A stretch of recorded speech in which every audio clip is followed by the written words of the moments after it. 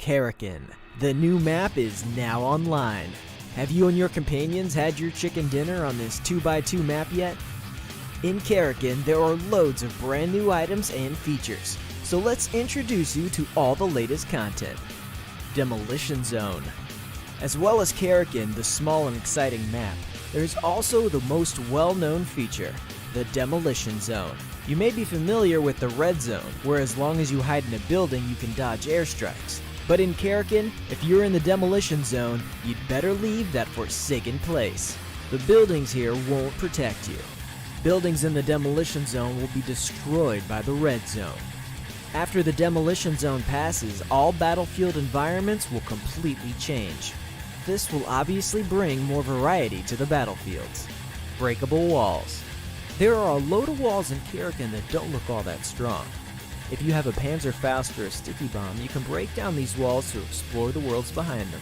This improves your mobility massively. Imagine the enemy waiting by the door for you to come out, and you make the great decision to suddenly smash down the wall and take them by surprise. Of course, there's also whole new worlds and a wealth of supplies behind these walls, just waiting for you to explore. Thin walls. Many buildings in Karakin have walls that aren't that strong, as well as walls that you can blast a hole through. There are also some extremely thin walls. You can break through these walls with bullets to attack your enemies. So be sure to look out for these walls, but don't use them as cover as they won't protect you. New items. Panzerfaust and Sticky Bomb. In Karakin, we've added these two brand new items. First up is the Panzerfaust. Yes, you read that right. As well as payload mode, you can also see it in classic mode. I heard you're good at the Kar 98K. Let's compete who shoots more accurately. Sticky bombs are mainly used to blast through walls, but watch out, as some cunning players may have a few tricks up their sleeves that make this item quite interesting. Well, that about covers everything you need to know about Karakin. So, what are you waiting for? Hurry up and try out these new features with your friends.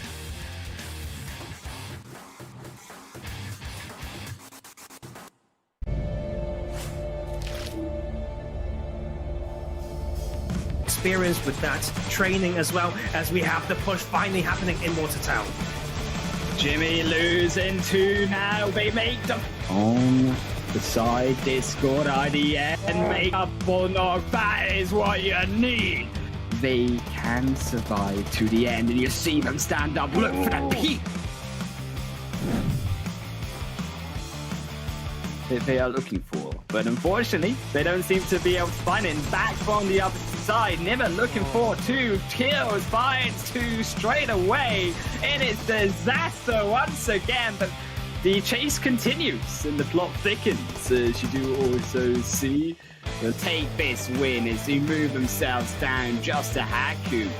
But what can Haku realistically do? Damage, but he will pull back a little bit just because of the third party and the fourth party fire coming through from the hill. Crash used this time to rotate in. It is also up there to K9 to execute away SFSX, as you can see. Unfortunately not able to do so just now, but looking for the second, but unfortunately gets knocked one. Around the big rocks will still be so hard, and Kratz, with that help with the vehicle, will be able to reverse gatekeep multiple teams. Well, Cracks, unfortunately for them, you say you reverse gatekeep multiple teams. Nate can maybe Nate 1, 2, 4, but that would not be the case, I don't think!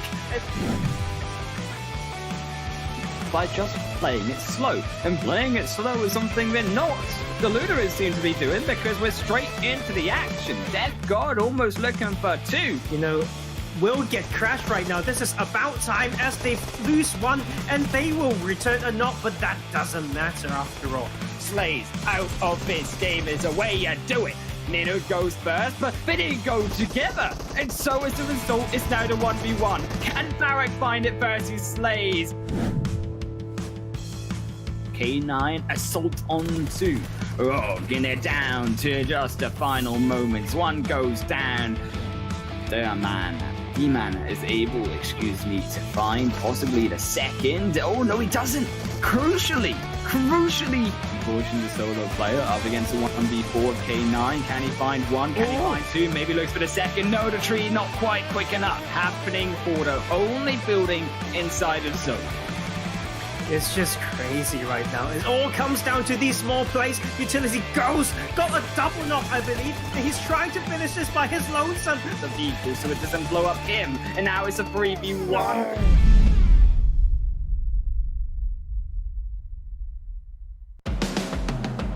Sweet chicken. The group stage was fantastic. Sophisticated strategy, tricky moves, and outrageous kills. And you know what? PUBG Mobile Campus Championship Western Europe has got more. Now, when the sand has settled for a little, let us walk you through what's coming next. The 4 leaders of the groups will instantly move to the finals starting on May 14th. And those who weren't as skillful on the battlefield as their peers and took places from 5th to 12th will fight in the preliminaries, held for 2 days, from May 8th to 9th. The best 8 teams from the preliminaries will have a chance to prove themselves in the finals. So, the lucky ones to hit the preliminaries are...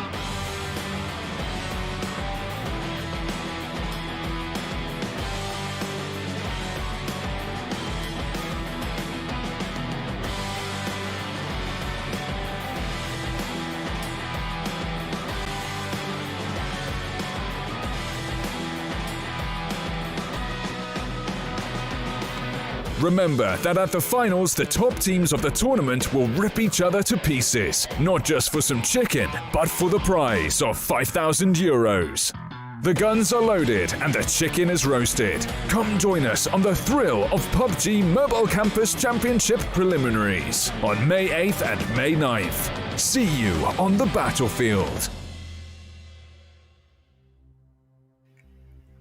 Welcome everyone once again to the PUBG Mobile Campus Championship, where we are now on day 2 of the preliminary stage, and this is the last day, the last few chances for these teams, Tarzan, to get a hold of those points and make it into the PMCC Grand Final. But if you too want to pick up your own points in your own games of PUBG Mobile, you can enjoy a super fast and lag-free PUBG Mobile experience on Xiaomi's powerful Redmi Note 10 5G. And speaking of powerful here, the team that coming out on top out of yesterday, Tarzan, Team IND, almost breaking that century mark already, 83 points, and it is now, can they continue that win? Can they continue that streak with, though, after that last game yesterday, so many teams coming up close behind them? they have a lot of potential, I think, right? But we always talk about that momentum game, and that last game, that match 5 yesterday, was a bit of a disappointment. Before that, like the first 4 games, they were averaging 20 points or more. So, you know what? That is something that we need to see. Otherwise, we have teams like Concrete UK who have bounced back in that last game, who has been struggling to prove themselves. I've got players that I know in that team have said, just stop dying, right? And you know what? I think they will make us surprised through today's games. I can't wait to see it. Yeah. I think it's something super exciting to see, something that we're going to be able to finally get to see exactly, as we say, who makes it through, as we will get through to the standings. And we do have to note that it is only going to be the top 8 teams this time around that go through after today to the grand finals to join the top 4 teams out of Group A and Group B. In Group A, it was 5 Threats, Optic Gaming, 21 Blackjack, and come over to progress through to the grand finals automatically. And in Group B, it was Revolution Student, Darkness, Take Cover Squad, and IDN who progressed through to the grand finals. And as you can see, the top 8 teams currently on the left side of that leaderboard, going from Team IND over to MPS. And we also spoke yesterday, and I think this carries through to today, Tarzan. 70 points realistically, but to about 80 points, going to be that threshold mark that these teams have to reach. And I think we are still, it kind of makes sense, right? If we just double the points from today, right? And MPS would be at, if they did equally well, if they do equally well, then there's 74 points. So we're looking at mid 70s up to 80. And that means some of these teams on the right side of this table need to put some serious work in. And some of them, I don't see them making it over to the other side just because, I don't want to be a pessimist, right? But sometimes you see a lot of traits of these teams in how they play, the macro game and the small discipline of the players, the micro movements, and how those things come through is very important. It's all the little things on the move. Yeah, it's about the likes of if Power Official can just completely turn another page, another book even, because with only 4 points, they need every point they can muster to get to that left side.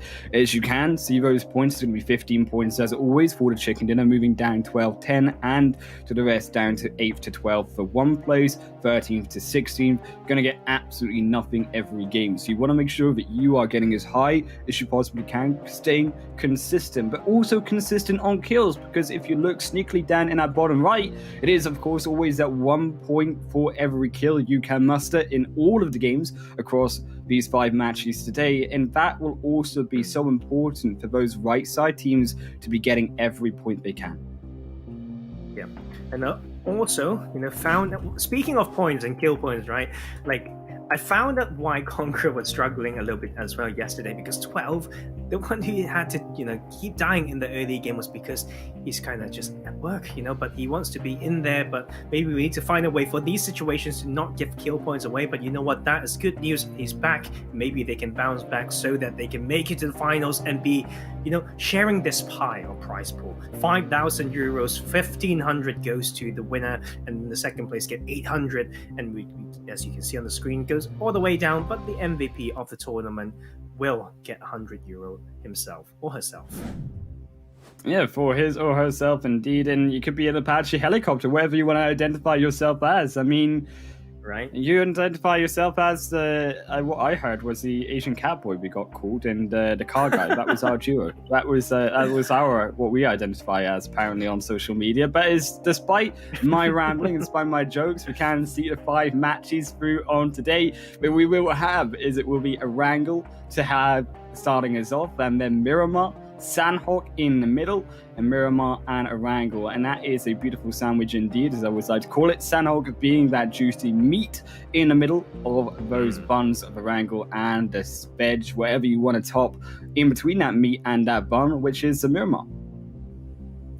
Yes, definitely, but you can see, like, teams can sometimes get that one big game on Sandhawk, and we could see some of these teams. The reason why they're here was because that one big game is none other than this crazy jungle map. So what can we say? Once again, though, like Miramar, Erangel remain to be very, very important. A classical map, a lot of grounds to play. a bit less punishing in a way, right? Depending on how you see it. So more space for you to move around, but it would really change the pacing of rotations or whatnot. So yes, can't wait to see what they do. I think as well, some of these teams going through on the standings, when we look through the standings and we look not just, I think, at POW, but also the likes of Asim Elite, the Luterers, and you mentioned even their Conqueror just on the edge of that top 8. These teams, they have shown in games previous through this tournament the chance and the skill that they have to be able to bring it through to the top. But on the other hand, in a preliminary stage, this just hasn't been shown, and for whatever reason it has been, or for in the first day, they certainly need to step it up, because I do feel that with those left side teams, they have all shown a potential on the other hand of the table, that even those teams like MPS down in 8th position, still able to take a chicken dinner home, and that is one of the reasons why they are slightly ahead of those other teams. But thankfully, I think for these teams, going into the first match today, only 37 points we have to beat to get into the top 8 so far. So as long as these teams come out really strong, I think, in that first game, that will be the chance, and that will be the opportunity at the start of today that they need to really pick up. And sometimes, it's not just about gaining points for yourself. You have to take away points, right? That's how the tournaments work. So you need to hunt down some teams that you feel like you can. So this is where we talk about the studying, the preparation, and the actual hard work. This is where you can get an edge, because in one day, what can you really change? You can sleep well, you can eat well, be happy, stop arguing or whatnot, but then you can study for sure. You can't get suddenly so much better in mechanics. It doesn't work that way. Yeah, I mean, unless you install some HighlandWolf.exe client, I mean, maybe if that existed, that's what these guys needed. That's certainly what I use. It's called How to Get Your Skill from Bad to Even Worse. Is that Plain Path will move its way through on to the first match, and it's going to be a Western side Plain Path. So this does change up how these teams want to initially play. Maybe priority over to the South Island to be able to move up into the likes of Farm Milton this time around, or those who like to drop over in Georgia, pull that western side of Quarry still open. All these good spots that weren't so much used by teams before. And I actually love Corey as a drop. I know it's crazy for those who've been playing the game since the start, but since the update, I know Irango 2.0 is kind of old now, right? People should know this new bit, okay, these changes, but it's actually pretty viable. And sometimes in the earlier seasons, maybe we're talking about 2 splits back, the western coastline is very, very popular because the loot is not bad either. You can access to these hill that you like to talk about, Highland Wolf, maybe around Quarry or whatnot. So maybe this is a chance for some of these teams to show us how they can make use of that, but maybe not in this game, because that phase 1 circle goes over to that eastern side with the center being around the Yasnaya fields. Oh boy, we are starting it off already here, Tarzan, because it has been a phase 1 zone that has not gone through in conjunction with that Plain Path. And we could see that zone move further east, but it is all about how these teams look to anticipate that zone, because in the back of these teams' minds, they need to understand that that zone, it could move far east. It could move all the way, heck, up even to Stauber Hill, as that still is in the phase number 1 area.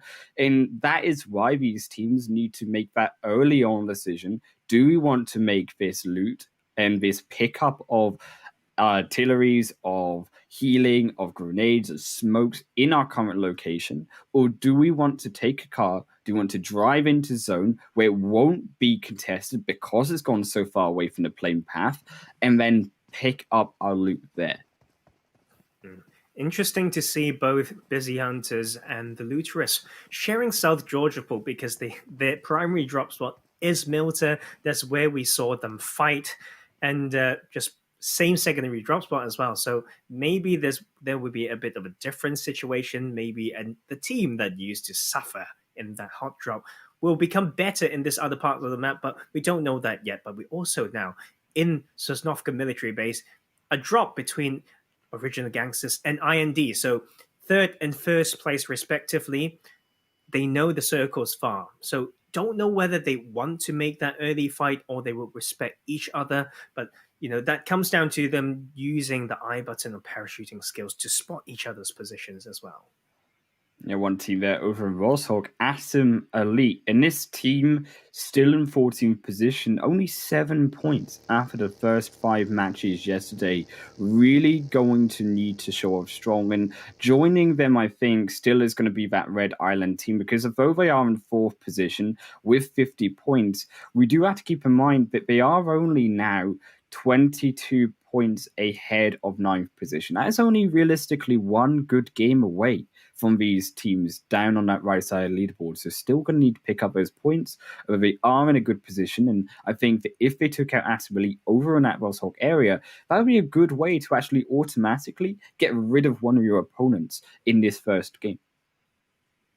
Especially when you know that they've been dropping there. There's 2 teams that are struggling in this tournament right now, right? Like Atom and POW. These 2 have shown some issues in executing fights and rotations. And Red Island, as a team that we complemented, especially in the mid-late game pacing and decision-making, they can maybe show that aggression in that early game as well. But of course, we are also, looking at the numbers of teams that we have for this match. 6, I should say, for preliminary round Highland Wolf. MPS is not in here. So that is huge for a team like Conqueror that needs to bounce back.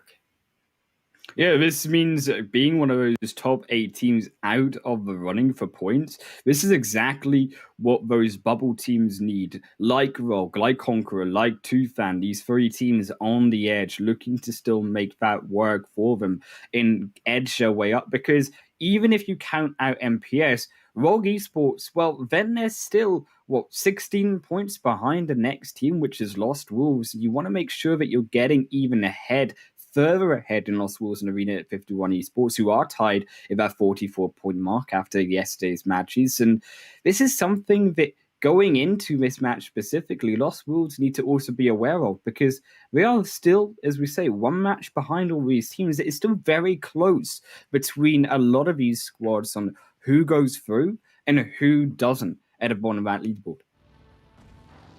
Tricky. I think the drop spot seems to be like we expected, I would say, but I still don't see any, proactive, positioning or trapping of an enemy team at the moment. And I find that a little bit disappointing, actually, because every point counts. And like we said, that is just part of the play in the higher tier lobby as well. Like, you need to make use of the information, and otherwise, where do you actually get your edge? Like, you just play your own game and not using the information that's available to you.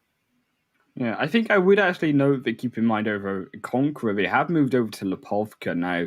Being over in Lipovka means that this, to me, seems like Conqueror in this first match aren't going for those hungry kill points. They're going for the placement points. They're going for the ability to survive in zones and pick up their points that way. And they have not been a team that have been so heavily either one way or the other. They are just 13 points in placements, but also 11 in kills. And even though that is low numbers, it does show you that this is a team that is very consistent between the points. And if they can match their higher placements, I think that going into the next set of games today, the extra kills would really be of use to them. Keep in mind, they picked up a lot of those points in the final match yesterday. So this was good momentum going out of that final match last night to actually going into this afternoon and going into this evening to continue that streak. I think so too. And when it comes to what you said regarding Conqueror UK, it's just the textbook, right, rotation in phase 1 to go to the side that is away from the playing path, but within phase 1 circle for that safe, uncontested loot. And I like that rotation. We had seen that before, maybe yesterday on one of the Miramar games from, I think, Rock Esports, maybe over to El Ponzo, and you can see how that helped them out. Okay, but I think it's also the choice of the spot when it comes to Conqueror UK. 2 of these players have probably played, at least one of them in Liquor Nostra MVP. So they do know that part of the map quite well, and they would know how to claim back some important spots in the circle after that looting phase. So I have high hopes, okay, when it comes to them controlling that eastern half of the phase 1 circle and then bring that momentum to bounce back.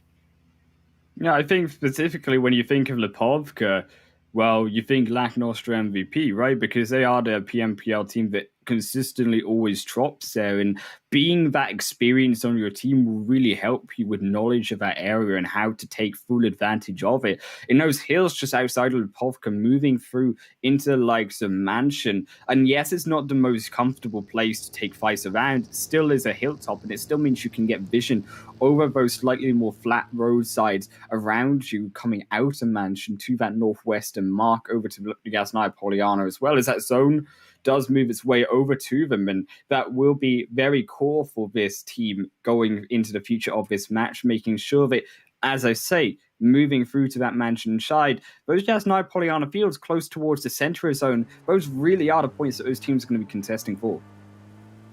And mentioned compounds as well, and the dips around it can be really, really strong to keep an eye around to inform the next rotation. But we will first see some congestion around this sets of compound in between school apartments and Yasnayan, and we'll first have Red Island in here trying to rotate past them is the Lutris and Atom Elite. And for the teams that drop around that school and Rosal area, you can see how power official drops into Sunken City. And I don't even know if they have enough cars to get out of that spot. That is one of my worries, dropping in that location as a full squad. We've at least got two there you can see in the map, but it is a hightailed chase between the Lost Wolves and Busy Hunters. But Lost Wolves, they have the Busy Hunters' tails as they have just cut them down, and they're going to wipe them out. Warrior will be the next one to fall, as that will be two easy pickups for the Lone Wolves to be able to continue to carry on into this match with. And already, that momentum is so important in this first set of kills to go through in this first match, because getting those extra points in your rotation already sets you up, already warms up that trigger finger to be prepared for more. Yeah.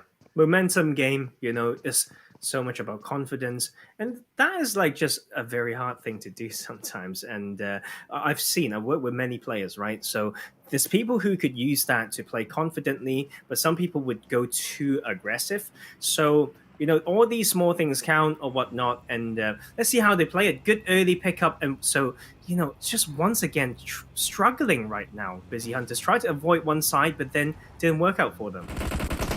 Yeah, and it also keeps off in the back as that zone continues through against these teams phase 2. Unfortunately for Lost Wolves, they do look pretty lost right now, and if this is POW, they needed these points, and they have just obliterated the entire squad of the Lost Wolves down. First out of this game in 14th position is also OG Original Gangsters. They too struggle against their position over Cyrac, as they will find a second knock onto Hustler alongside Fix 10. Going to be 2 kills for them, and they will also bring that squad down to its duo.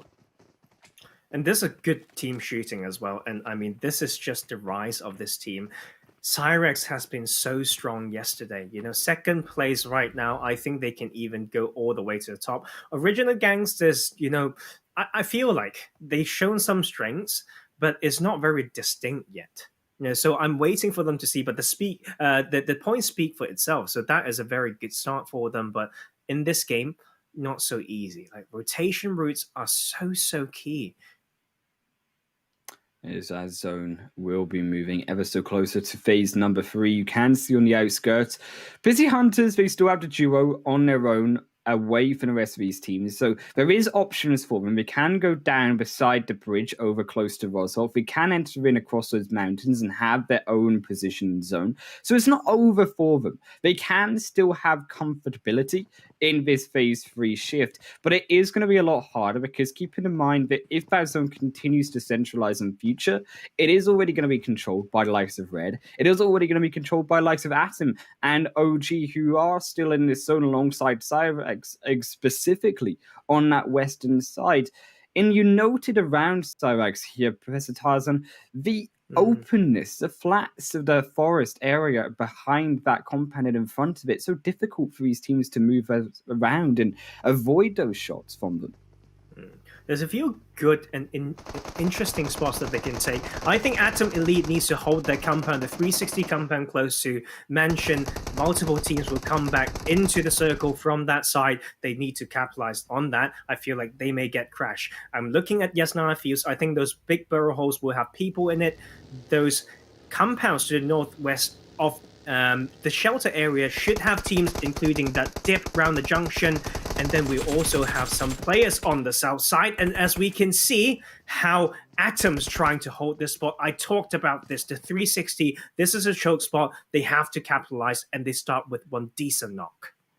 This is one of the strongest positions I would dare to say to Wrangle to hold here. It is so darn difficult for any team around Atom to be able to realistically make a clean rotation beside them. As you can already see, Ramirez, unfortunately for Atom, does get away, so that will be one member somehow escaping that, but not so lucky is going to be Vergus. Is going to be that one member who is sacrificed for himself and crashing into the tree. Exactly not what WOG need to be doing. You need to make sure that your vehicle is in top tip-top shape, and that driving skill has just brought down another 2 members, bringing Ramirez down to that solo, who still is in the line of fire. Don't know what Ramirez is doing. Now underneath the road, not really sure if he wants to revive his teammates, but the real answer should be go for the wide rotation away. Go for the solo play. And I don't understand what they were trying to do. Like, that is not worth a revive, right? Like, there's so many ways you can rotate wide in the anti-clockwise manner along the zone, and Ramirez should just get the hell out right now. Like, damage control is so important, but it seems like he's still trying, so I really don't understand. Ramirez. Like, you need to know. And he's trying to peek or whatnot, 1v4 long distance, and this is where you can't lose points. Like, you need to know this is not how it works. He's still trying to go for it. I don't think he's done a proper risk assessment. If I'm Atom as well, like, so I'm trying to be harsh on both sides. I've been harsh all the time, but they know the numbers advantage. If there's smokes, that means the last player is close by. They should just send into that edge to even get the last kill. Put that pressure on, okay? But now Ramirez forced to rotate away 8 bandages. Good luck, buddy, because you need... He's got nothing. Yeah, it's exactly right. He's got absolutely no healing. He's got no way to realistically maneuver now because he has wasted that 1 minute of time that he had before the zone engulfed him to make that wide rotation, as we do say, to be able to survive for his team. But those bandages, they're just not going to cut it for him and his entire squad. And WOG, they practically just thrown themselves in the trash can and said goodbye to this first match already. And in 9th position, on the bubble to qualify, where MPS aren't in this game, that was a crucial chance to be able to qualify into that top 8 already.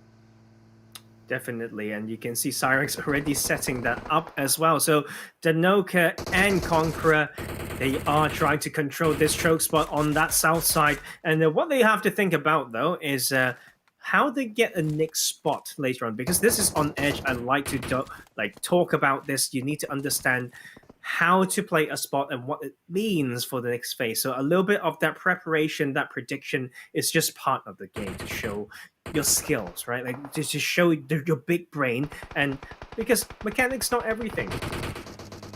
Well, look at mechanics of driving skill. It's going to be tested by Tufan. Unfortunately, not quite good enough. Dodge out. There has been one taken down. Switch as well, losing their life for side of Delula. Is going to be Madness as well, falling down in this battle between Tufan. Almighty now in the 1v1 for what looks like the final member of Tufan here will be the Sejuo here, thankfully for them. As Kirat is on his lonesome, though, does need to make sure that he finds some way back to his teammates, because still overlooking them, this third-party squad, Arena 51, and they seem to be sending it down. They look for that engage, but Carrot, he can't defend against the shots coming from that vehicle. They lose a second, and now Tufan just down to UV and Snare. That's a beautiful little push there. Very standard. One to drive, one to shoot from the car, another one to overwatch from behind. Just takes out the head immediately. Beautiful little maneuver from Arena 51. They are doing better than we thought, and these things are what I like. And they hold the spot, but they need to start planning ahead as well. But we take that. Full squad, 3 team kills right now for Arena 51. Busy Hunters as well going to be eliminated there. 2 Atom over on that Mansion Hill there, which I'm still take control of as they will move away now as that zone closes in through further into zone. K9 as well, losing 1 member on that kill feed as they too struggle over POW. And this is a completely different POW from already what we can see. Another kill has gone their way since they decimated through from the Lost Wolves, and on their rotation on the edge. This is an interesting spot for them because 2 members overlooking K9 to gatekeep them on this zone, and 2 more who I think realistically could actually just show up a little bit more closer to cut off K9 even further. I think they just need to know the strength of the split. I can see what they're trying to do, right? So they just need to make it work. The problem is Joshman and Jimrix has some eyes on another team, I feel like. So it might be not as easy as we want when it comes to supporting each other. I think it will also test them when it comes to when and how to rotate. But this is good news because they've got a closed zone. And all these teams on the southern edge, relying on those watchtowers and those small dips, just have to find a way in. Keep in mind, though, there is that one edge of compound on the very south of this zone. The control about that compound will be so important for these teams to see, and if any of them do seem to go for it, because you imagine it is open to the likes of OG, IND they could go for it, but they do look to be going for that more eastern side rotation into this phase 5, and because the rest of this is so open, it does make it so tricky. As you can see, Conqueror, well, they've lost Sensor, they've lost 12, and POW as well, going to lose Jimrix against Red Island as they make their assault in. Jospen is that solo player on his lonesome, but they take them out too with Menega finding that second knock. So Red Island, they found their way into zone. It's just so hard to come in, the open fields and everything, and it all comes down to the pacing. Do you want to stay behind and shoot someone who's rotating, then crash into them, or do you want to be proactive and just start moving anyway? But car formations is another thing to make sure that they can hold it down, but we'll first have Physics trying to take the 1v1 and we'll take it and we'll kill Snare right there, but his teammate's not having so much fun. That is going to be decided. Conqueror stuck in the smoke as Arena 51, and Red will also look to do the same. Original Gangsters, so they're going for the full sender, and Dragox, they found the initial knock, but not before they get knocked in return. Atom as well going to lose almost MVG off the backside as K9. They seem to be waking up too into this fray. Is IND the sole player right beside them, but Impulse will be the one to take down Chronos. And this is showing you just how close all of these teams are. Teams against teams, even if they're not the ones beside each other. As Cyrax look to try take out Arena 51 Physics, who really does look lost in this final zone. And that's what I mean with IND, right? 1 point game, right? We had a 3 point game yesterday, maybe. And that is the issue that we are facing. Consistency, right? Can you play when the zone's against you? Okay, you know how to capitalize, that's nice. Okay, but this game is beyond that as well. And once again, we can still see K9 relying on these small dips at where they've been staying for the past phase or so. They also need to protect the vehicles because it's very likely that they have to move when the new circle pops. Look at how open this zone is, Tarzan. There is virtually the only thing blocking and protecting these teams, these trees. It's not in a forest.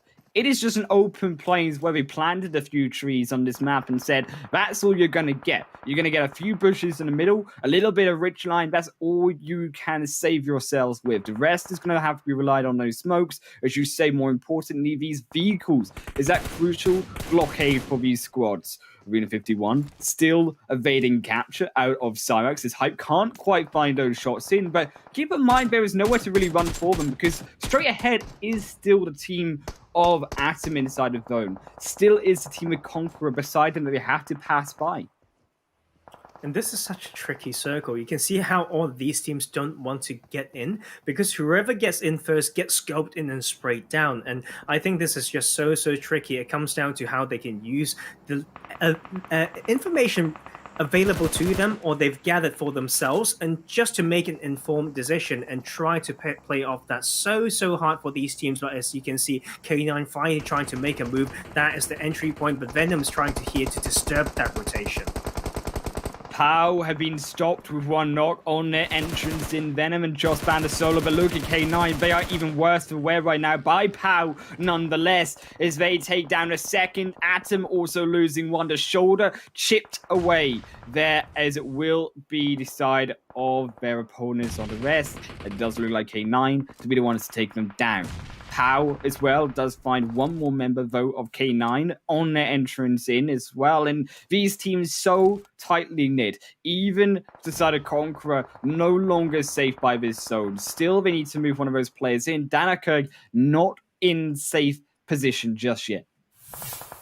And at least getting into some placement points, but Raras just need to use his body as a meat shield or whatnot, or even just pass a mess across, because as you could see, the Noka has absolutely nothing, but Cyrex need to make a move. Two of them not right now. They did not plan this one through as thoroughly as they want to. It will be Cyrax stuck under fire, stuck under heavy artillery from all of these squads. They are losing players. They moved in first. They thought they had the players to count. So did Red Island. But POW, they will be stopped just after the first knock goes through. At least they keep 3 more intact. They're all together on these ridge lines, protecting them so crucially between K9, between Conqueror, either end of them. As Red continue to slay down enemies. Red Island, they found Atom, they found one more Cyrex, they're searching now with Manega to gatekeep away Captain, and this does really look here, Tarzan, this could be the side of Red Island taking this chicken dinner. And we talked about them yesterday already. I'm not surprised, like the control, how they just get every bit of landscape to their advantage. That's just what we love to see, right? POW, a lot better this game, right? But was that enough? The last player, individual play is so important, and they just lost that last player because of a trigger discipline issue, trying to challenge Red Island, and they're now up at 10 kills, and there's more for them to grab. I don't know, man. This might be them just challenging that top leaderboard. This is definitely very tricky for POW, though. They do need those extra points. Every single point they can get. Manega stands up. This is risky. So low health. One bullet would pop him, but no one risking to stand up. They're not going to be baited out, but maybe Raz wishes he had, because that would be hype from the other end of that play area to snipe him down. It would be Conqueror falling in 5th. If what they have managed to earn will be also Cyrex. It looks so dominant. 9 kills, which we were able to grab going into this zone, but they do look like they are on their final straights, as Hype is the solo player alive. K9 still seems to be doing some work alongside Hype. They have found Leto, and because Captain is still there, and because that risk is still very much real of that solo player from 2 different angles, this is what makes it difficult for Red Island just to stand up and finish these 2 off. 3v1v1, or should I say 2v1v1, is going to be so tricky. The relative high ground from Captain is working out for them, and that is the small maneuver when it comes to losing the backpack as well. But Manega will first strike is going to be a 2v1. I think Leto is being let go, and that is Captain against the world. Captain has to hold this again, but look, they're fishing for vigorous grenades. They're looking perhaps just to blow him open. You can see them holding it, ready to cook instead of going in for the flush. You can see Manega impulses slowly coming together. The Captain, he starts off the spray, but only 20 left in the clip, and he can't find both, as there will be Red Island to secure themselves that chicken dinner, Tarzan, and that was Red Island controlling that match through and through with those 4 members. Yes, they went down to the duel at the end, but they kept themselves quiet, they kept themselves disciplined, more importantly, for long enough and well enough to be able to take that home. Those small things is what I love to see. Towards the end, they went up and down that ridge, trying to bait some shots. The second Captain opened fire, the 2 members of Red Island split left and right to finish it. beautiful small maneuver there. That is what I could see. Don't know if you guys enjoyed it as much as I did, but that was match 6 done. 4 more to go. We are only, so close, and that leaderboard's going to change up in a very interesting way. It was a very good game, and it will be after a short break to see exactly how that leaderboard has been shaken up from our first match. That will be, as we say, just a few moments away, and we will see you guys on the other side of it.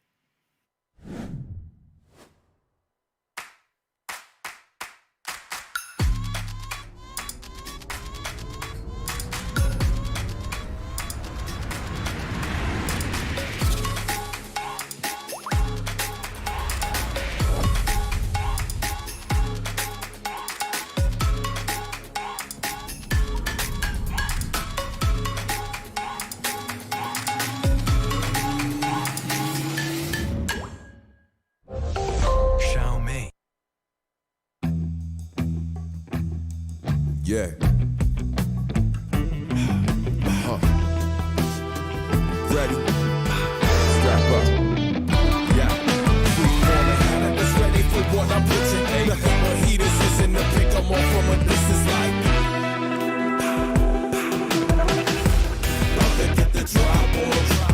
Roll up with the squad on. How you gon' survive when we ride? You can't hide or run. Try to stall, but your time will come. Together better than riding alone. Stuck us out of the zone, but before we head home, I don't like with my scope, and there ain't nowhere to go. Yeah, if I miss, I don't quit, so let's stay with the zone. Yeah, coming at you like I got nothing to lose. Hey. Clearly, I might be missing a couple screws. Call me the handyman, cause I'm known for carrying tools. Hey. Ain't a problem that I can't fix, please don't get it confused. Yeah. 6 million ways to try, which will you choose? Many hope to stop our team, but we refuse. Act like you want it, bet y'all get it. Winner, chicken dinner is about to get barbaric. Can't call medics, I embrace pain and walk it on. Yeah. Meanwhile, these cowards are praying, we call it off. Never not at all. In it to win it, we'll keep trying. Yeah. The zone's closing in and we're watching the signs flying. No loud sirens coming to save you, you better forfeit. Artists with the shotty, I paint a portrait that's pretty heavy, missing money, but they nearly struck me too. They must be feeling lucky, spraying anybody that move. About to hit these dummies, get them money before they getting you. Revenge is coming, so one of us will take out your food. Bring it back. Enemies ahead, about to put her in the chapter. Survival of the fittest, the only mission that matters. My sharp as a dagger, my mama ain't raised a stacker. Coming in hot and heavy, the breaker and make them scatter. Made a pattern that's ready for what I'm pitching. Nothing but heaters, listen to pick them off from a distance. Man, listen, yeah, got the drop on them. Yeah, roll up with the squad on them. Hey, how you gon' survive when we ride? You can't hide or run. Yeah, try to stall, but your time will come. Yeah, we got the drop on them. Yeah, roll up with the squad on them, and we going hard. You survive the night we ride. You tried to hide and run. Come and call, dog, your time is done. Sweet chicken. The group stage was fantastic. Sophisticated strategy, tricky moves, and outrageous kills. And you know what? PUBG Mobile Campus Championship Western Europe has got more. Now, when the sand has settled for a little, let us walk you through what's coming next.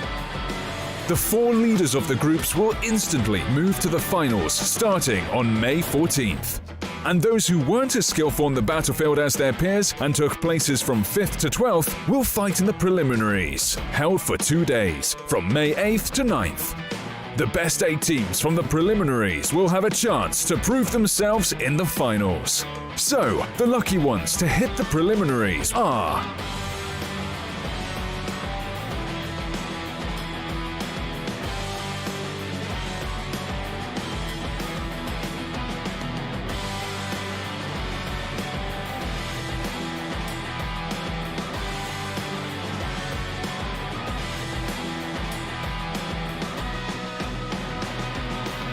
Remember that at the finals, the top teams of the tournament will rip each other to pieces, not just for some chicken, but for the prize of €5,000. The guns are loaded and the chicken is roasted. Come join us on the thrill of PUBG Mobile Campus Championship Preliminaries on May 8th and May 9th. See you on the battlefield. Welcome everyone back after the break. We are now finished one match of the 5, the final preliminary day of the PUBG Mobile Campus Championship.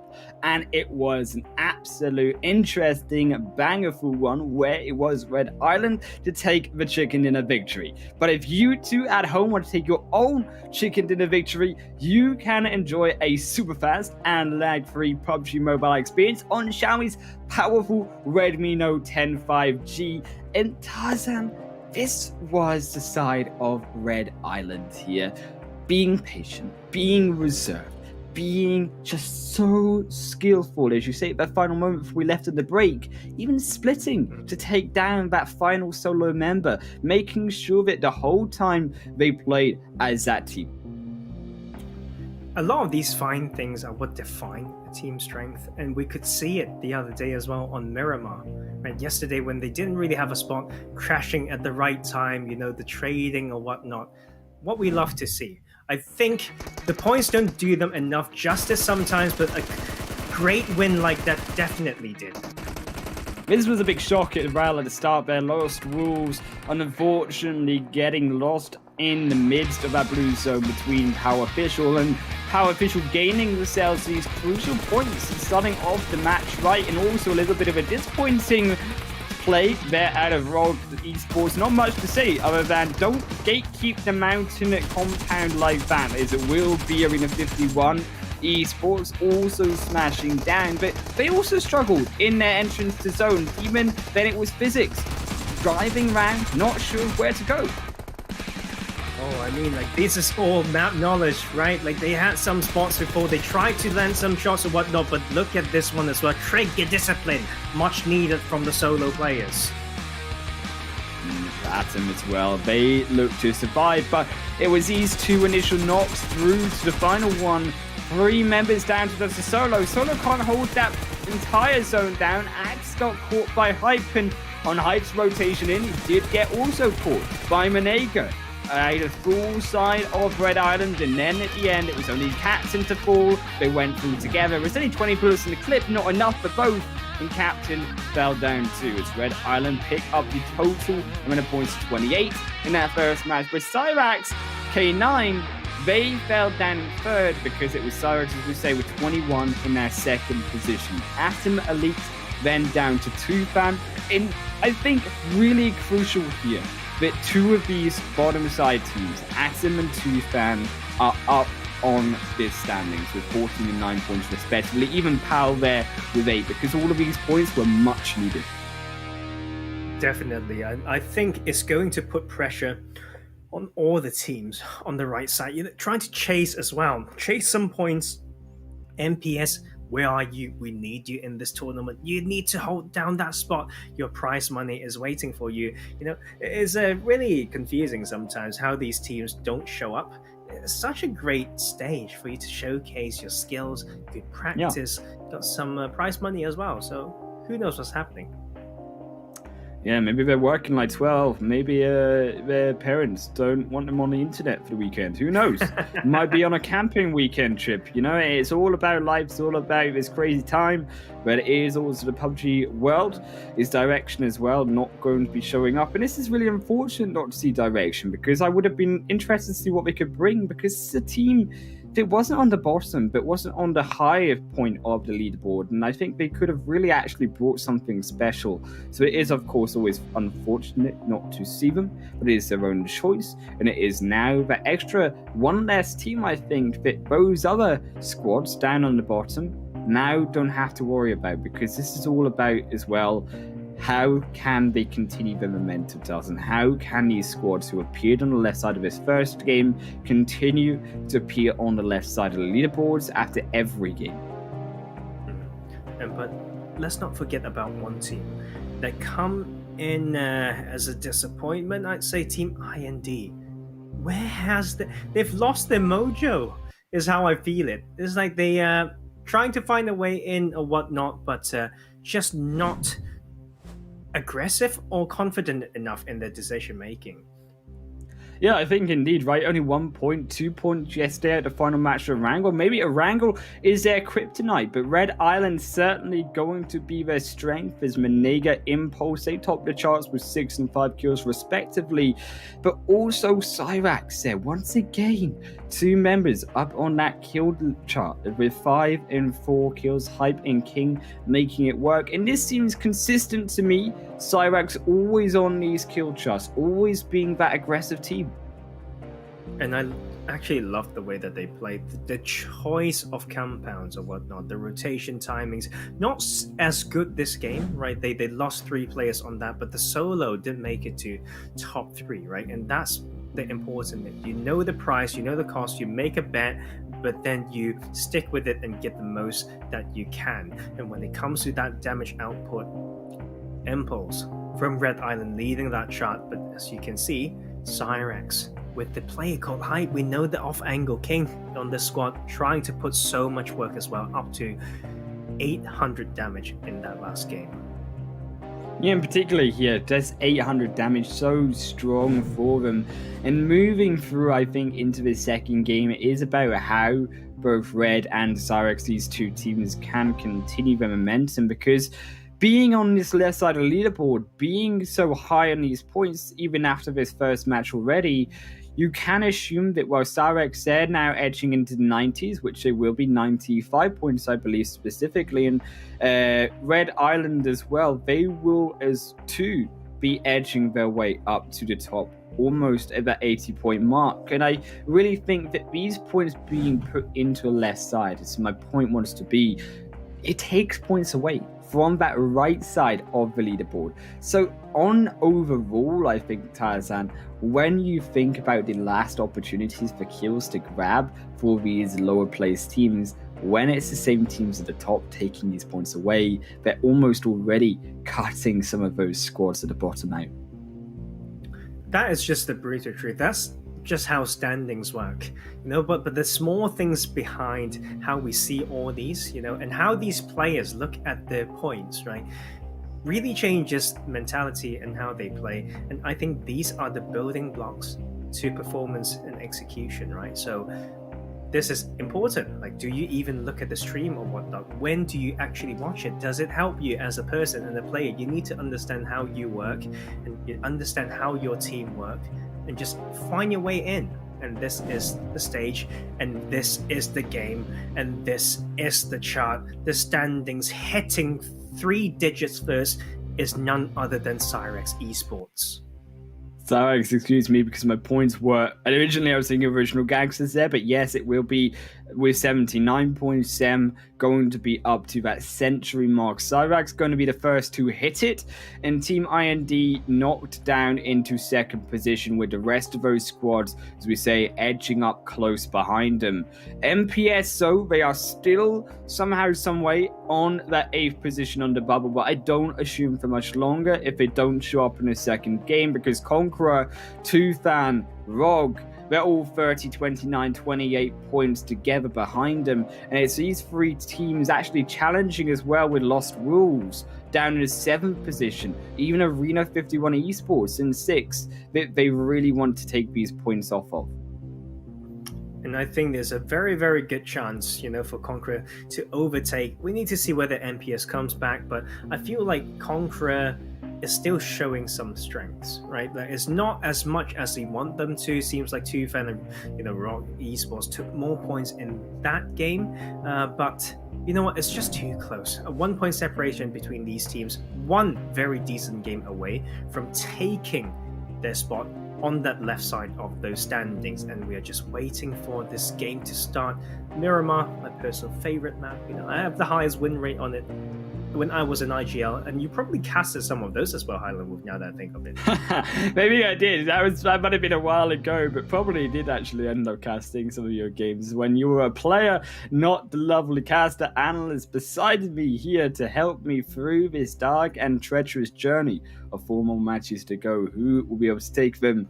Erangel was, of course, taken there by Red Island off the first match victory. But I also wanted to mention that Cyrax, moving into this next game, there are already 52 kill points in total given to them. This is over half of their points in total, and even more than their placement points going over into their kills. And it really does show you, even with those 9, I think it was actually 10 points, believe me, I was mistaken there, with that final kill onto Atom in this first game alone given over to them. And when you're marking these double digits time and time again in your games, you really do wonder, can teams actually really hot drop this squad to shut them down, because they look so dominant in their team fighting ability?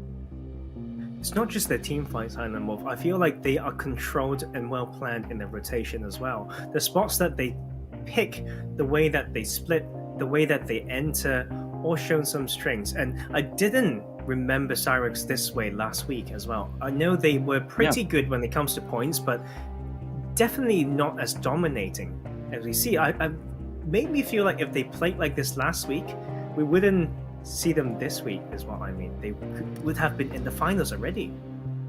Yeah, I think indeed it's going to be about exactly how they can prove themselves. And this is really, as we say, the last chance for them to prove themselves. So by doing so in this preliminary stage, yes, you're not going to be straight through to the finals, but what it does do is invoke that fear of those rest of those 8 final teams already going into the weekend. If, of course, they can continue through to the finals, you've got to assume they must be qualified with 100 points already.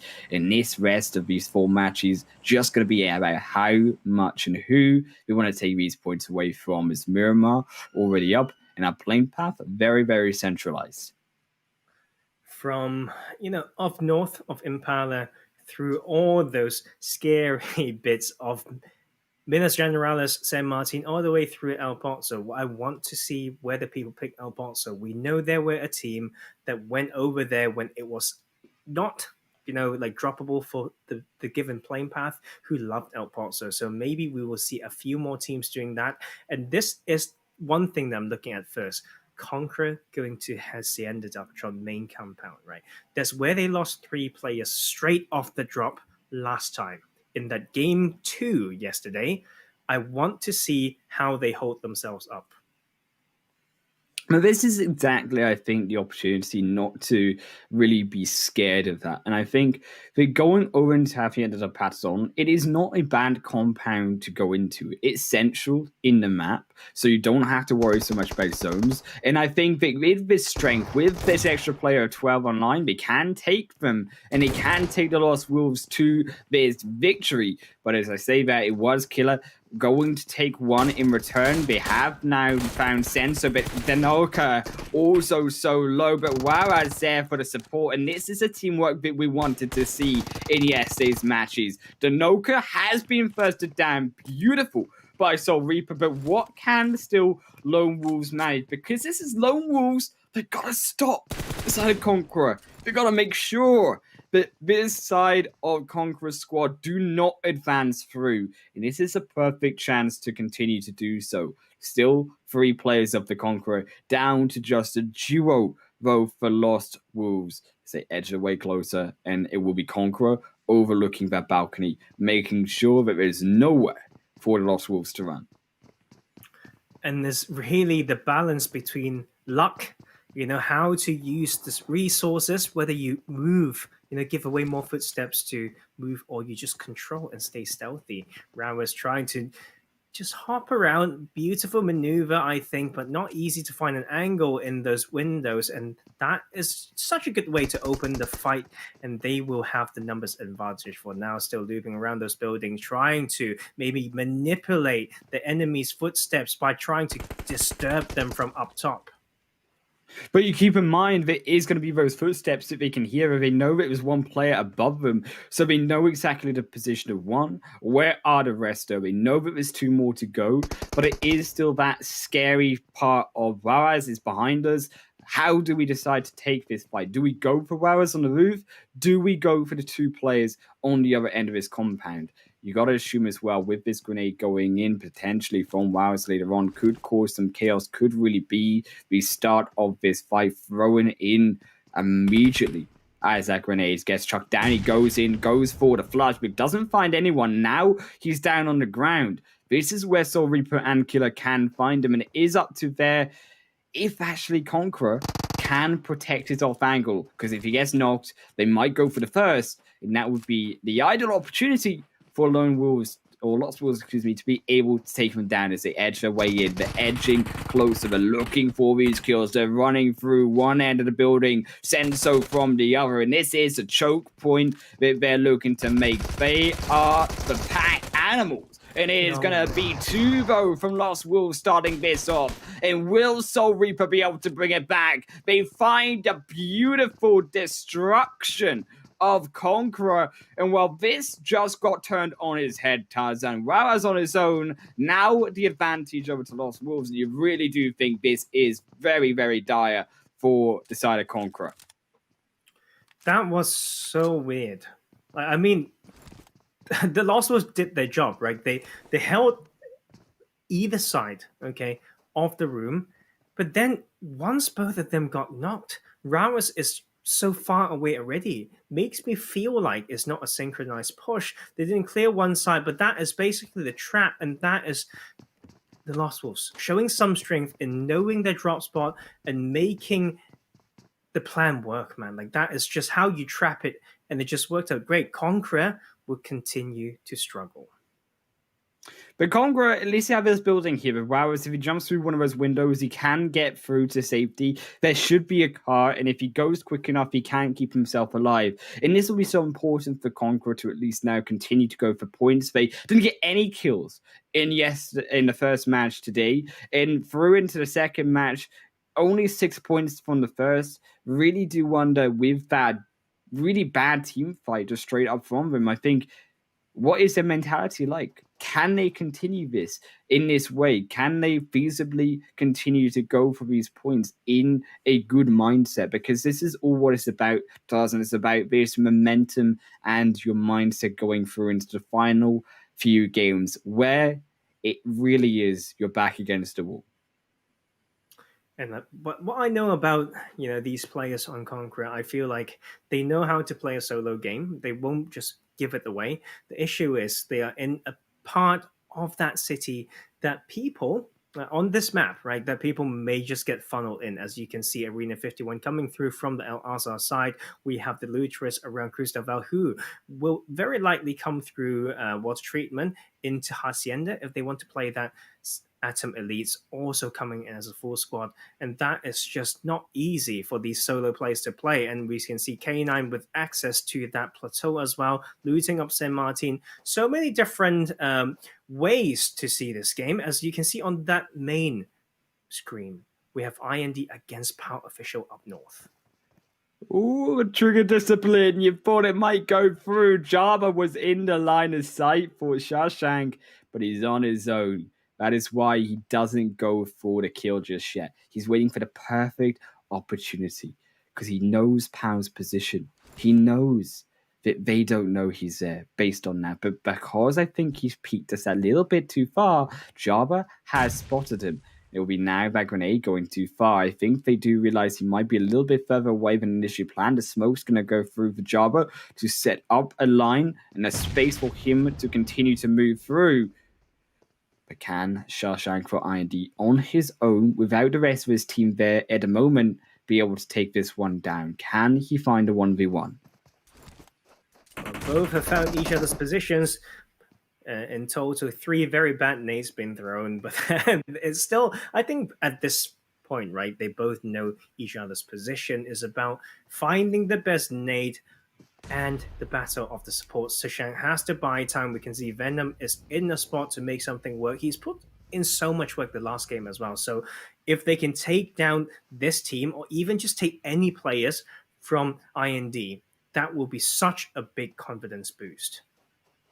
IND, who came out on top in yesterday's matches, already 2 disappointing games in a row. If you think about it, game 5, as we say, a wrangle, really does not work for them. They've only had 1 chicken dinner victory on a wrangle, and the rest has been miserable from them. But this is still a team that I think going into this match, the IND, they really could stand up strong. And I think that it's definitely a team that even with a bad game can still take to itself to the top, can still be able to fight against the best, because we've seen their team fight, we've seen their rotational ability in previous games, and you don't get 2 chicken dinners off of nothing, especially when one of them is Sandhawk. And I think that is credit to them about how they've been able to control some of these teams on their entrances to zone. And this is with the rest as well of Lost Wolves going to be up against their next squad, though, of the Looters, and that will just be 2 easy ones picked up, but not before Soul Reaper gets knocked. And because we now only have Killer, because they've already taken a previous fight, using that first aid kit, but realistically, what can they bring? Death God just snipes one, snipes down to the other, and wearing the wolf costume himself, just skinned the Lost Wolves alive, and it will be them eliminated out first. And you know what? That is many small things, right? Finding your weak side, guarding it, like the timing of movements, but it's not too bad for the Lost Wolves because they've got 4 points. If we can see it in a different way, right? We can see it as a 6th place with no kills, right? So it's not the end of the world, and there's still some points going in the pocket. They know they have some momentum coming in, winning some fights. So that is not too bad. And they're still up there, not completely safe, but they can come back stronger next game. But it's more about the Luterus from that fight, I feel like, and how they could use that as momentum. And that will be very, very key. Yeah, I think the Looters is one of these other teams who are so desperate to get up to the top, but did not have that good game in number 1. But this is a momentum, right, as we say, going into Miramar. And I think as well that a team that we have been silent about so far in today is Original Gangsters, who I want to point out their strength, particularly on Miramar here. 2 second-place finishes so far on this map, Tarzan. They've not found a chicken dinner, but boy, have they been so close to taking one. I mean, in particular, Andy for the win, the one who's shown us a lot of joy in playing this game and a lot of skill as well. Yeah, so I think they just need to have a little bit more good individual plays. Like, that's one thing. And 2, just be decisive. They need to pick a side and not try to do many things at the same time. And they're still up there. And I think that's good enough for them to feel not complacent, right? But to say that, yes, we can just do this. We don't have to worry too much, and we should just play our game. Like, cut all the extra bit of things. Don't overthink, okay, and just play their own style. So in the 51, they are holding up for now on the edge of San Martin, but Red Island are there. And this is where Red Island looked to initially control, where we actually saw Impulse pop off in the second game yesterday over their opponents. And this is a natural rotation this squad like to do, but because Arena 51, they've already gotten to this spot already, maybe assuming that this is where Red Island, they could cut them off, maybe surprise them, but they have been found out, and this is why Red Island will continue to move along the edge of Picardo Hill, further down towards the center, as Phase 2 is on its way to number 3, and how do they look to overkeep ROG? And ROG, they started over in the ruins, in the northwestern side, far away from everyone else, and this is about how ROG, who want to play this passive game, who want to be able to pick up these points by staying alive if they can do this successfully. I think there's just so many ways to play it. As you can see, that is nowhere in the middle, but if they have got some info, they can set up a trap. And the Rock Esports, a team that they can probably hunt down, as you can see, they may just clash around creative fields, but they need to find the good timing to do that and know how to pull away, because the next phase is a really hard shift to the southeast side. It will be around San Martin and that plateau on Picardo Hill. I'm loving K9's position over on the edge of Happy and Patton. They could have actually engaged through onto IND on top of the hillside, but you can see they are going for the more central position over to the mountain itself. And the San Martin Plateau, time and time again, we talked about for its advantages on the high ground, for its vision. Realistically, this hilltops and this high ground has never been more important because there is only one big, massive high ground, and it is that hilltop itself. And, you know, it's just weird what they're trying to do. I think if they have the resources, fine. Then you can out-tank the other team, do some damage, then rotate away. But they need to look at this new circle and its landscape and how detrimental it can be to arrive late. Right, IND now coming into this set of compounds, not the easiest. Arena 51 can stop those rotation. Back out, they also need to face the city. So they need to park those cars well and find those timing well as well. Cyrex against another squad. This might be a lovely fight that we want to see. Cyrex set up against Red Island, but what can Red Island do to defend this around the power grid compound itself, around the edge of the mountaintops? Impulses on the high ground along the long range support. Has the eyes on Hype, has vision about those smokes. They know it's going to be those three members who did engage up directly onto the starters. Red, they found the first one. They've taken down Hype on the far ground. King went down for the rotation, but King is under fire, and they can't just make this revive straight away. They need to spend a few more utilities, and it buys time to split Cyrex away. As Menega now edging ever so closer towards these two members of Cyrex, hearing those vehicles move back, and it is a retreat from Cyrex itself. Icy, a solo player, to see if he can pick out any over-aggression. Oh, and look at this little bit of maneuver as well. Menega is so cheeky, but that is really, really smart. He's done the damage, but he is also controlled. Look at that. The patience, knowing not to go over because there might be cover fire. He waited for that to heal up. We'll take the 1v1, takes him anyway. That will be Icy eliminated away and down to the trio as they are on full-on retreat. Cyrex, unfortunately, they just ran into the next squad of OG and Andy. We speak about their strength. Cyrex have found that out the hard way. They've now lost Type 2 and 2 very quickly. Two players. Is a lot of twos, but can they find at least more kills? Maybe even 2 points themselves, because Cyrex, they are still in dire need of these points, I think. In fact, to be able to suck away these points, some of the teams behind them, because going into the finals, yes, they are already practically qualified, but it is that fear mentality that you want to strike into another team. If you look at a team going into the finals and you say, ooh, Tarzan, they got like 150 points done. Like, that scares me, you know? That scares me indeed. That is, yes. And you don't even want to drop around where they drop, not even on them, but around that segment of the map, right? So that is how you exert some dominance, you know? So don't, just because you have enough points to qualify, don't take it easy, you know? Show them. Just show them, make them fear you. As you look at this circle, continues to hard shift to the southeastern side. I feel like we've seen this on the first ever Miramar map. Really, in this tournament, it's around those same parts, and then we will see some of these squads, you know, testing their luck again or showing their skills again around the same parts of the map. Wow, spot a difference. Who was able to take that chicken dinner and who will be able to take it this time around will be the real question here.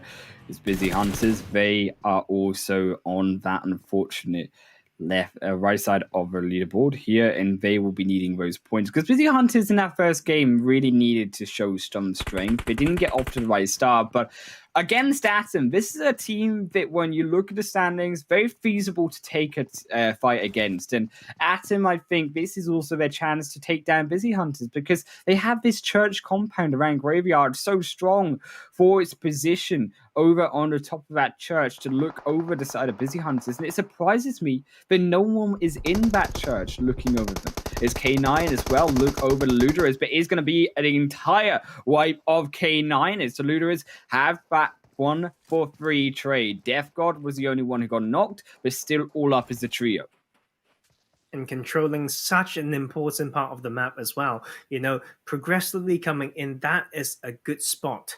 and we will see all of these teams needing to use. This is such a classical part of the map as well. So by now, like if you want to play at the highest level, you need to know every single dip and then know how to rotate through, how official has to come in. So many teams still trying to find their entry points on that western side. Look at Tufan right now, not in the zone, UV, but in that shed. And you know they gotta be sweating to be getting in, itching to try find some way, as Jashin as well will be found by the blue zone nonetheless. Red Island, their strength in this sector on Picado Hill is these teams on Picado Hill, Tarzan, have the advantage over the rest. Is IND late to the rotation, late to the party. They're looking to find Aaliyah. They found Aaliyah, and that will be one through for Kronos, but he's only got bandages in phase 4. In Kronos, you surely got to imagine they fall. Is Cyrax up against the rest of OG, but King, too patient on that trigger finger, gets knocked by the blue zone. And OG, they keep themselves alive on the edge. Such a tricky way, to play this map. So many choke spots, so much about out-rotating, about spoiler play or whatnot, and that will continue to be crazy. POW not having the game that they want, down to one player and yet to find a spot. Look at Rarus. Look at that solo player who's found such a comfortable spot in that circle. And then, meanwhile, in Graveyard, still a bit of a standoff. Yeah, around Graveyard, though it's going to be the hilltops of Graveyard, right? Massive high ground, but it's still on the edge of zone, overlooking that roadside. That is what I think that both Busy Hunters and Atom should be making that rotation too. But the problem for Busy Hunters is you hear those bullets going through. You know that vehicle will be smoking, and you know it could pop at any moment. It is up to Axe to see if they can find that one through to eliminate Busy Hunters in their own vehicle. But it doesn't seem to be the case. It should be them also making that rotation through to the end. Red Island, they unfortunately slow down on the rocks, get overtaken by Rogue, and Rogue on the inside first, but now it is up to see if Red on the descent can win this back. Can Impulse overlook this one? Can they find the duo? It's still OG Dragos on the flank side as well. Looking to fish down, looking to send the beautiful care package from one team to the next. Red Island, they have found Rogue, and that is 2 juicy kills. A solo behind, and Rogue, this is their opportunity busted. That's such a nice nade as well. The low toss on that peak, just slowly rolling it into that dip. But, Red Island got more work to do. They found these dips on that high hill. They need to look at Center Zone as well as all the teams who are challenging from the side. Hat is the last one standing, so it's not too big of a threat coming from Rock Esports, but Original Gangsters, one team that's trying to fight that spot against them, is also on that side, but they will first take another kill. We're down to 8 teams, 24 players.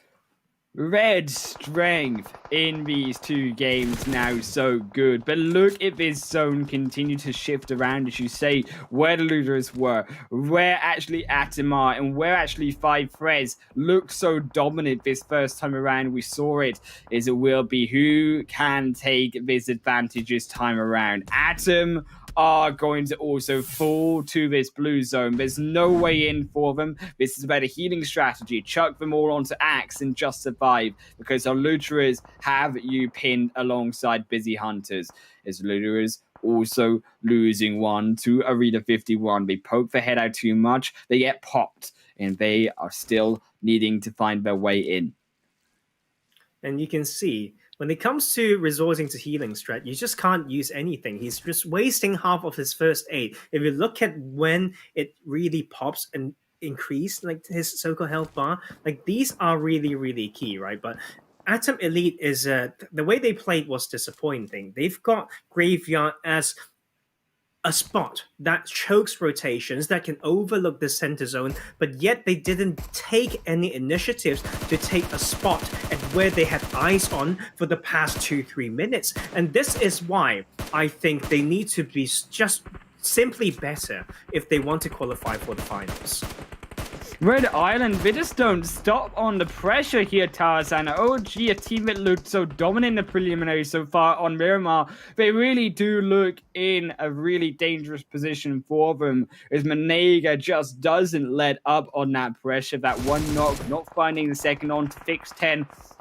And it's also the rest of Red Island look to assault down this mountainside, and Manega just buying as much time for the entire team as possible. Impulse is doing their own work, 2 kills against Arena 51, leaving Xerox on their lone. So this is so scary to see Red Island on an entirely another level in a team that we talked about needing points. By golly, are they getting points?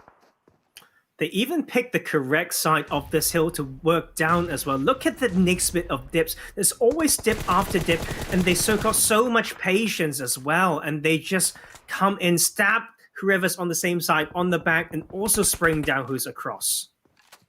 Manega still looking over original gangsters. Hustler gonna have to do the hustling, but it isn't gonna work out for him.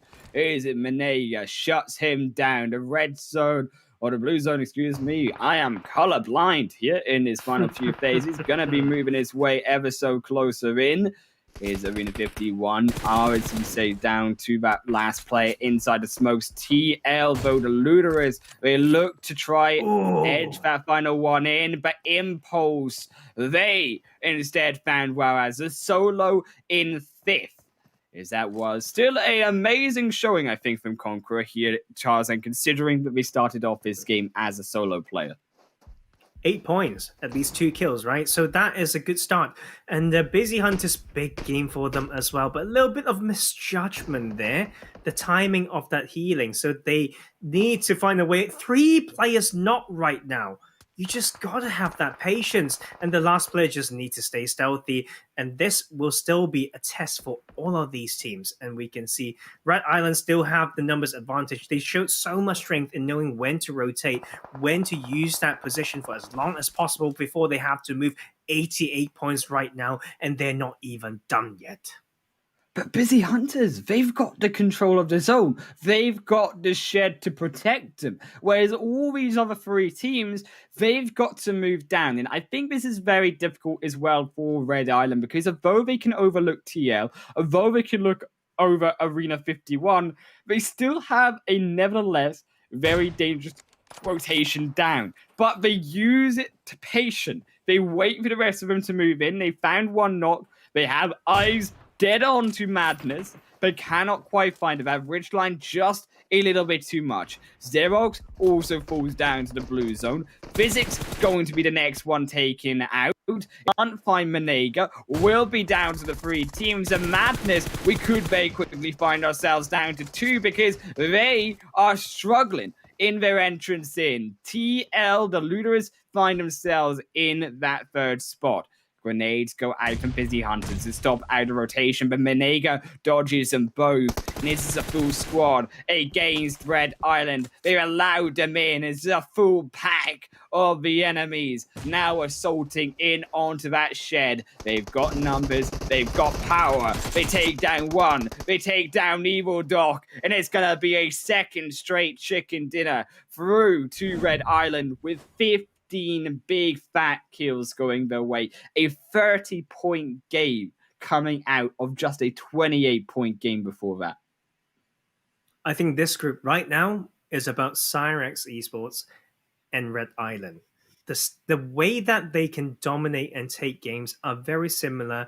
I've seen a lot of pro play, right? And they are showing some of that tendency, right? In their synergy, in their map knowledge, in the time rotation and time aggression.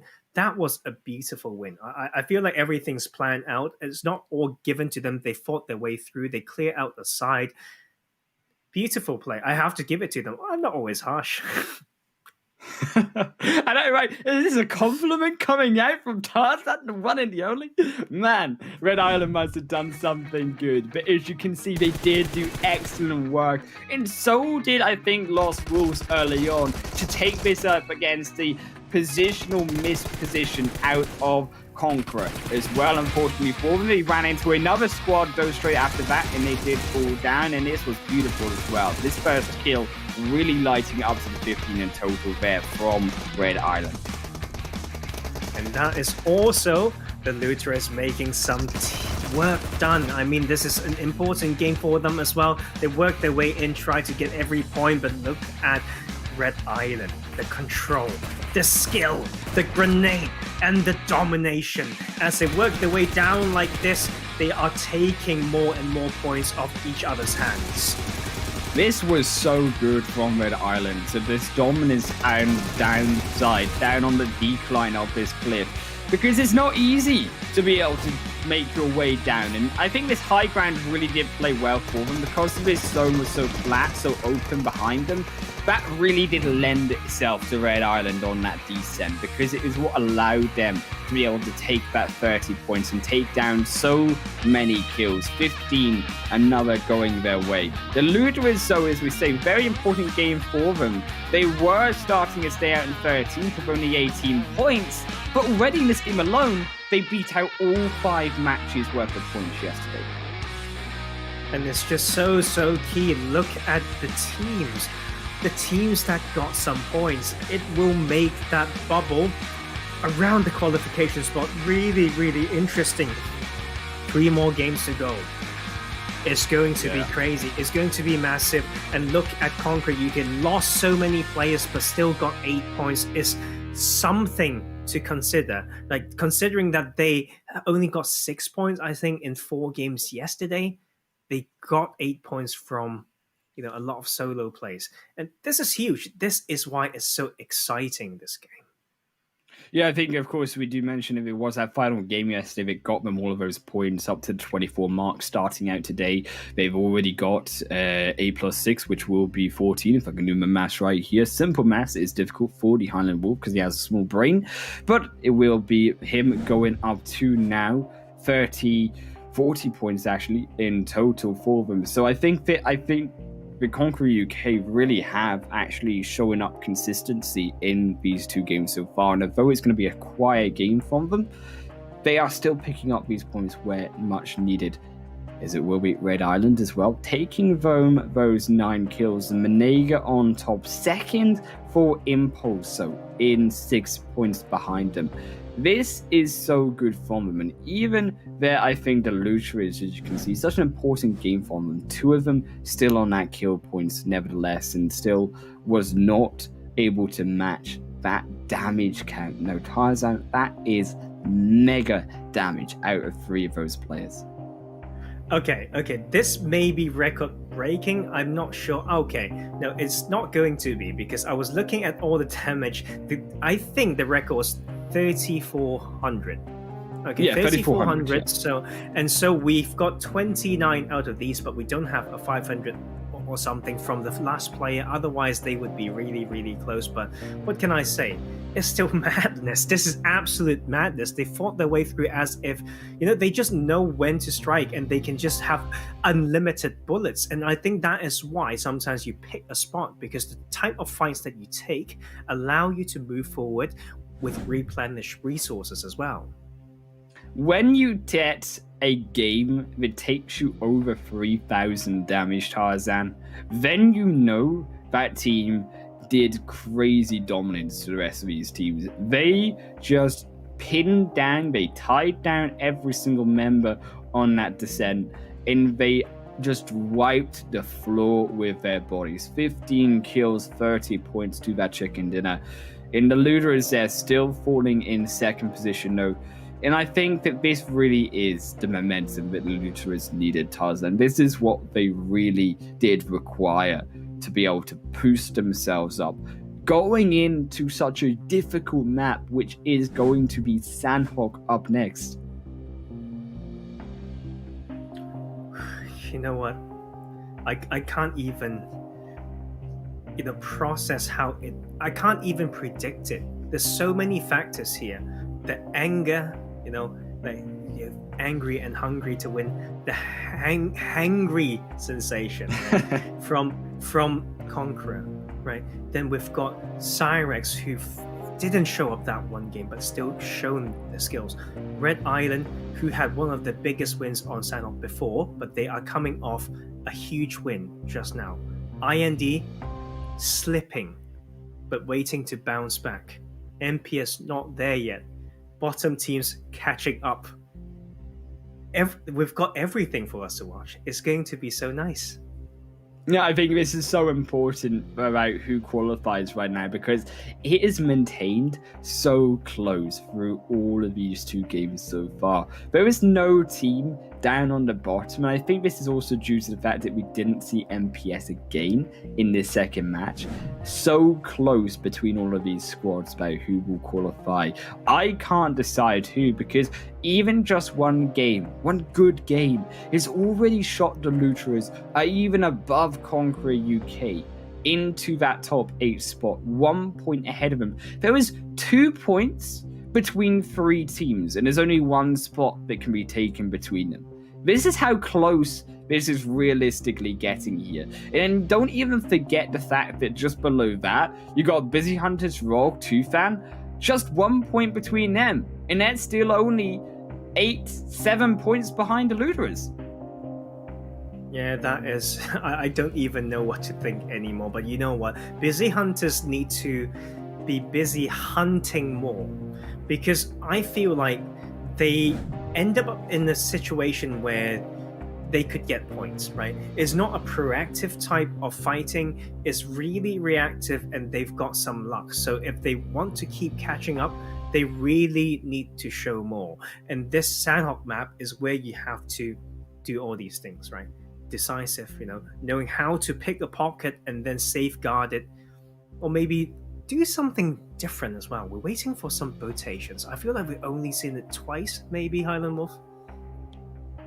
Yeah, the fact that rotation is something that I think we've not realistically been able to see come out from these teams. And when we have seen it, not been so successful as I think we had envisioned these teams to be able to take, because there have been rotations in the past, but oftentimes they are a little bit too slow. They get caught on the cliff sides. They don't really find that great position at flank angle that you look for in a rotation coming in. But all of this is to be looked after in a short breakaway, because it is going to be Sanhok up next, where we will see these teams do battle for a 3rd time tonight, and we will see you guys in just a little bit.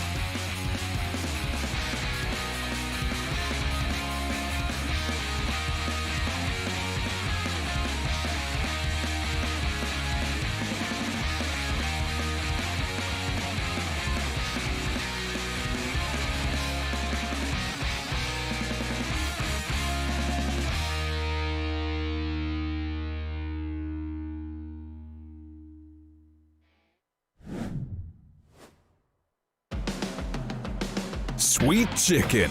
The group stage was fantastic. Sophisticated strategy, tricky moves, and outrageous kills. And you know what? PUBG Mobile Campus Championship Western Europe has got more. Now, when the sand has settled for a little, let us walk you through what's coming next. The 4 leaders of the groups will instantly move to the finals starting on May 14th. And those who weren't as skillful on the battlefield as their peers and took places from 5th to 12th will fight in the preliminaries, held for 2 days, from May 8th to 9th. The best 8 teams from the preliminaries will have a chance to prove themselves in the finals. So, the lucky ones to hit the preliminaries are...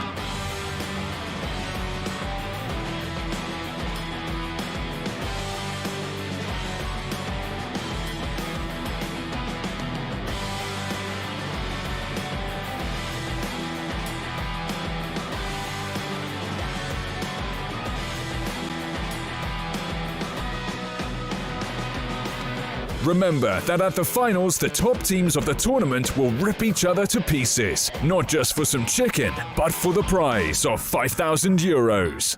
The guns are loaded and the chicken is roasted. Come join us on the thrill of PUBG Mobile Campus Championship Preliminaries on May 8th and May 9th. See you on the battlefield. Welcome back, everyone, of course, to the PUBG Mobile Campus Championship. What else are you planning to watch this weekend? Because this is where the action is all at, where we still have 3 more matches to go to see who is determining our 8 more final teams. But if you two at home want to be able to get those wins on the board yourself, you can do it in a great way where you enjoy a super fast and lag-free PUBG Mobile experience on Xiaomi's powerful Redmi Note 10 5G. And also, though, powerful AF has been Red Island, Tarzan. 30 points that last game, 28 points on a wrangle already. Going into Sanhok, what are they going to do? I'm waiting for like a point record per day. Like you mentioned, you did your quick maths, you did your research and homework. I'm very proud of you, Jake. 50 points from Red Island yesterday. 5 matches. 2 matches today so far, and they've surpassed the amount of points they got yesterday by 8 points. I'm very excited to see what they can do. I think partially, like we discussed, it might be due to some roster changes. Like we know, Benega's been carrying some of these games, right? Even on the Sanhok win that we remember from the group stages. And he kind of missed those early games yesterday. And as you could see, he's such an important part of that team in the synergy, in the execution, that fragging power as well. I want to see them use these same 4 players through today and get, I don't know, 120 points. I think it's possible. Yeah, it is indeed possible, but it is if they can keep that momentum up, because we can't be too hasty here, Tarzan. We do remember that, well, I&D, they got 2 chicken dinners yesterday, and then look at their results in the recent matches and not been so good, you know, for what I'm saying here, Tarzan. So we can't count Red Island as this super scary team. Still 1 more game to go before they've got chicken dinners on all of the matches here today. But it is Sanhok, the most crazy of them all. And this is where they need to really, really prove themselves. Not forgetting, though, I think, that at the bottom of that leaderboard, to those final positions of qualification, they are really where we have to keep our eyes. For sure. And I mean, the studying that we keep talking about, that, but we feel like there's no signs of showing the particular hunting down a particular team, you know, setting up traps or whatnot. I want to see it on Sanhok. Like, it's actually easier than people think, just because a lot of people and players wouldn't go for that car rotations, right? So it's very hard to get out of a situation if you set those right, as you can see too, Fan actually from the quarry split falling short at the moment, and Atom Elites still going for that split that we had a lot of doubts about. Keep in mind here, going into this match, there is 9 points, Tarzan, separating the 8th position team of Preliminaries between 13th position. That is such a tight margin going into such a crazy map. And this is realistically anyone's games, because keep in mind, out of all of those 6 squads, there is only 1-2 spots that are feasibly open for them to take right now. Yeah, definitely. And oh my days.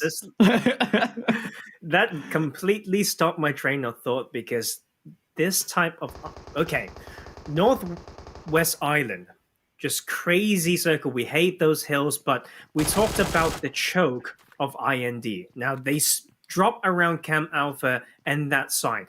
Can they take those key spots early and control it down, is my question, right? But we also need to see POW to continue to grab some points. They got some decent ones, it's a better day so far. Arena 51 needs to, follow through from the momentum. Let's not forget about the win that they had yesterday, right? But Hot Drop is a completely different story in Sami. And Sami here, you do have Demon going over at high ground cliffs, looking to be that 4th extra member to overlook the entire compound. But it will be that question of, is that useful enough? Will it be working out into Arena 51's favor?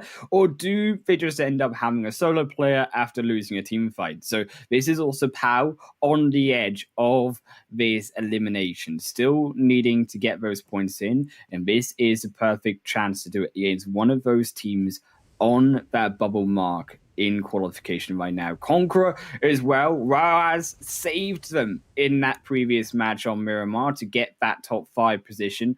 They will need to keep themselves alive, because Conqueror, they've been getting these single digits, 8-6 points. That is consistent, yes, but that's not enough to gap and create a space of safety between those other 5 squads they are amongst. I mean, entirely. And this is the test of the experience as well. We talked about them being an experienced team. I know the synergy is not, really as strong as we want, because they've been playing on different teams. But, the individual plays added up together has a great, importance as well. And what else is important? Grenades. We need to see these players use grenades better. I wonder if they practice it in training room. I used to do that, and it's so important, especially with the gyroscope as well. When to peek, when to throw it out. They cook it well, as you can see. Java taking out 40% HP onto Zeros from Arena 51, but they just need to put even more pressure. IND as well. They sniped and confirmed one out of Red Island around those ruined side compound on all of their entrance to that Northwest Island, because keep in mind, this is still going to be about a 50-55% water zone, if you even include those rivers separating those 3 islands, which, keep in mind, it is going to be only the mountaintops here, not the ruins, but it still is ruins on mountains nonetheless. Take that how you want here in that confusing sentence. It will be IND up still against Red Island. You can see Kronos up against those 3 members, looking with the support from that other flanking member to pincer them down. And it is how, realistically, Red Island wants to take that down on that bottom right of your screen. POW still up, though, on the main centerpiece, up against Arena 51 Esports, and Java still holding strong, but I would like to see POW come together if they're going to look for some more aggression, because it is them getting caught now by this blue zone.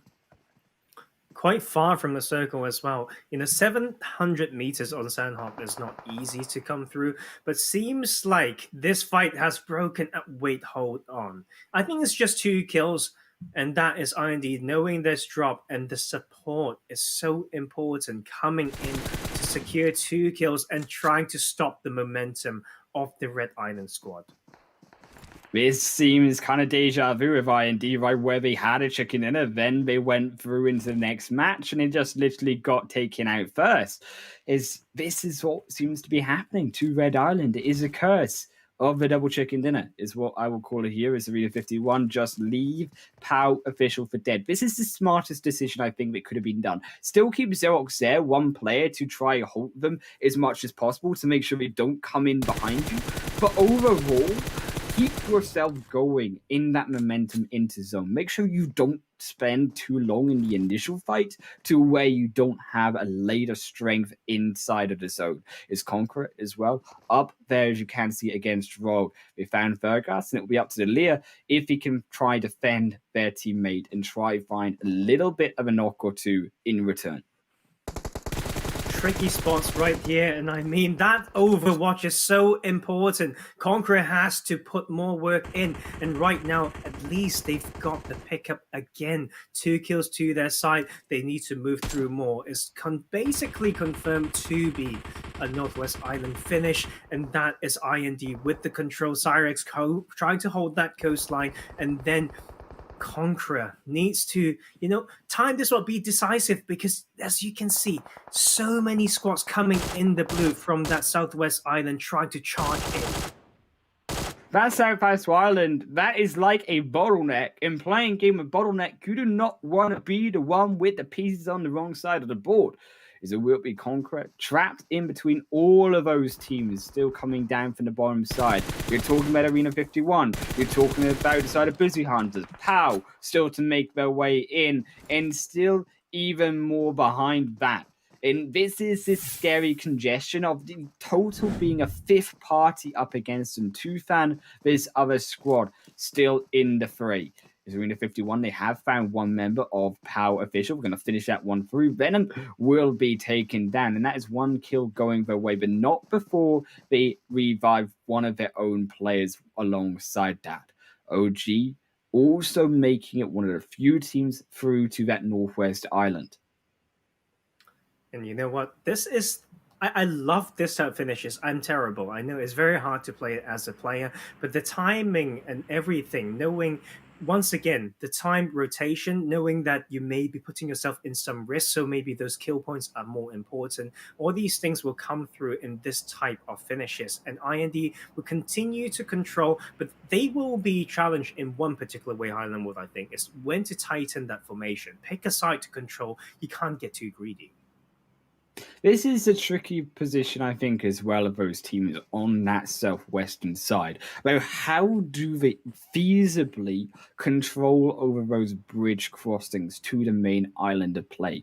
Because those are where those teams already inside the safety of the zone can look to really rack up those kills. And some of them so desperate for kills at that. It is surprising to me that Adam instead, they don't go for that bottleneck over those teams, as I would call it, but instead go for OG around the cliffside, looking for those immediate positions further into zone, albeit to their disadvantage. They have lost one member being knocked so far. Zach will need revived, and this does halt the aggression. It allows OG that space to continue on their summit up.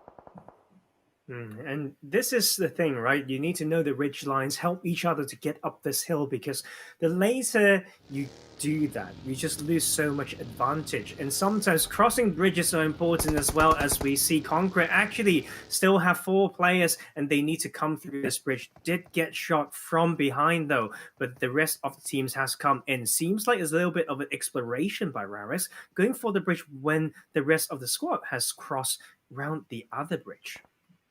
It's interesting position, right? Because you get that vision with Wires. He is the scout here for the squad. It's also Busy Hunters. They are going to lose one. They're on their own rotation. And Wolvan still to make some headway in towards that bridge. So being that low team late in that rotation, that could cost them. Is also IND, Device Shawshank. They found a beautiful double kill onto Hustler as well. And that will bring them down to the 3 to the 2, as Hustler's now also knocked, and this is a tricky position that IND are holding. They destroyed Red Island in the first few moments of this game, and now moving through to the second, they're destroying OG. And we need to just wait for this shift. Okay, this is where it gets interesting. If IND and all these teams playing that hillside want to keep going high ground, they will only be on edge on that east side. And then if they don't plan forward, okay, then if they need to rotate away, they may suffer from 4 damage. A lot of players who are in around Camp Alpha looking up to the mountains to stop you coming in. But if you come down too early, you may have these teams, losing the opportunity to kill someone from these high grounds. So this is going to be very, very interesting. And Conquer already found themselves a spot. This may be the big game for them. But also here, look towards where that center of zone is, Tarzan, on the coastal line. And it is if that question will be, do teams take the coastal line this early on, seeing it is the center of zone? Yeah, how can I say this? It's so much prediction, and in short, I would just say pick a spot, know that pocket of position, know how to control it, then think how you can maneuver to the next. Okay, so it's about controlling that one bit and then some predictions, right? The pros and cons, and just make the most out of it. And if they need to, then they just need to split some bets because after all, this is Sandhawk. K9, they are also going to be peeking over the squad of Cyrix. So should I say trio? Because they do look a little bit damaged here. Only 3 members walking up. Icy and the rest of them going to dodge out their first grenade, but it does reveal the position of Villain. And they will be on the door knocking their waiting order in. As it will be Icy chucking in the welcome present. That grenade not going to find anyone, no. As it will now be a continued movement up. But can IC be brave enough to step up into that building? Can he understand that maybe Villain might have gone back to the rest of the squad? Is the rest of them probably cover fire? But for what real advantage here are they going to go for? Villain still on the retreat, and it will be Cyrax just looking for a few compounds or buildings opposite. And that is just a very smart thing that Cyrax just did there. If they want to breach it, they come in a very predictable path.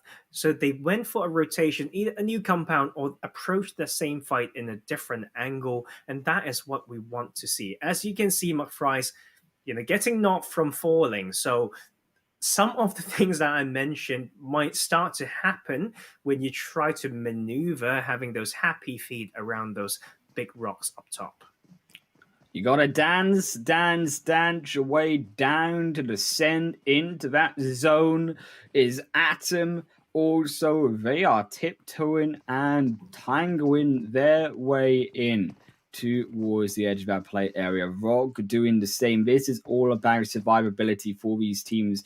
These teams picking up some kills, as you can see, Rogue, they got 2, but at the cost of 2 as well. And it is about if Rogue can stay relevant, because they haven't had these good games. They are starting to fall behind. They're not allowing what was an initial lead at the start of day to be continued. And I do fear for them as a result, if they can actually realistically go toe-to-toe with some of these rest of squads close to them, as that zone goes back over to Camp Alpha, to the edge of those mountain tops. Yes, and this is actually nice from IND. They came down, no fear, claimed Camp Alpha, and they should be able to get a top 6, okay, unless they choke like crazy. But it's also very hard, to have so many hard covers in the final circles where you need to pick one side to hold and you may just share it, with multiple teams. So they need to come up with an idea and not just be reactive in there. When you have this spot, you have to make use of it. So we will first see Atom's Elite needing to go through the last 2 players of Rock Esports to get into the circle. It is about these 2 teams, the standoff between them, the tension about who will continue their chances in today's running for that top 8, who will just be put down even further. The man advantage did initially go to Atom. They did have 3 players, but as you can see, the gatekeep so strong, almost finding a second. Ramirez just shy of the target. That is so the second knock we needed. Zach so low. Realistically, just push this. Just go in. Send those 3 kills. Force the final member of Atom to go in. But Ramirez does get popped. A little bit too greedy. You could have used a grenade to actually clump them together, get a double knock. Instead, it is going to be the slow retreat back for the solo now of Delia. And you know what? Rock Esports done this yesterday already in San Martin. You can approach a fight without watching your back when you're on edge. It's just a center looking at you. So once again, lesson not learned, and hopefully they will learn better now. So Conqueror, in a very good split, they've got two to try to clear this western edge. Now trying to pinch Arena 51 behind that one rock, two of them with an anchor position in those compounds. So Senso trying to show us what he can do. He's shown us what he can do yesterday. Basically almost solo player to grab the much needed points in game 5, and they need to continue to do this. This is beautiful as well in the sense that this also will have catched out any boat rotations from teams moving around to that northwestern island. In having that high point controlled means that they're able to stop any of them rotating in by land or by sea.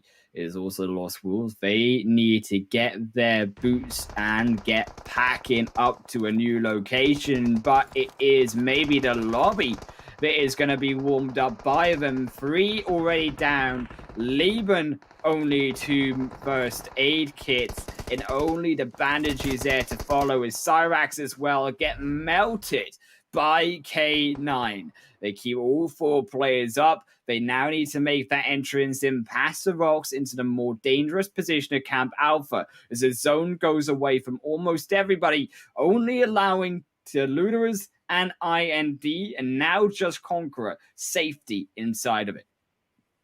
And it's just madness right now. And you can see madness from the Luterus.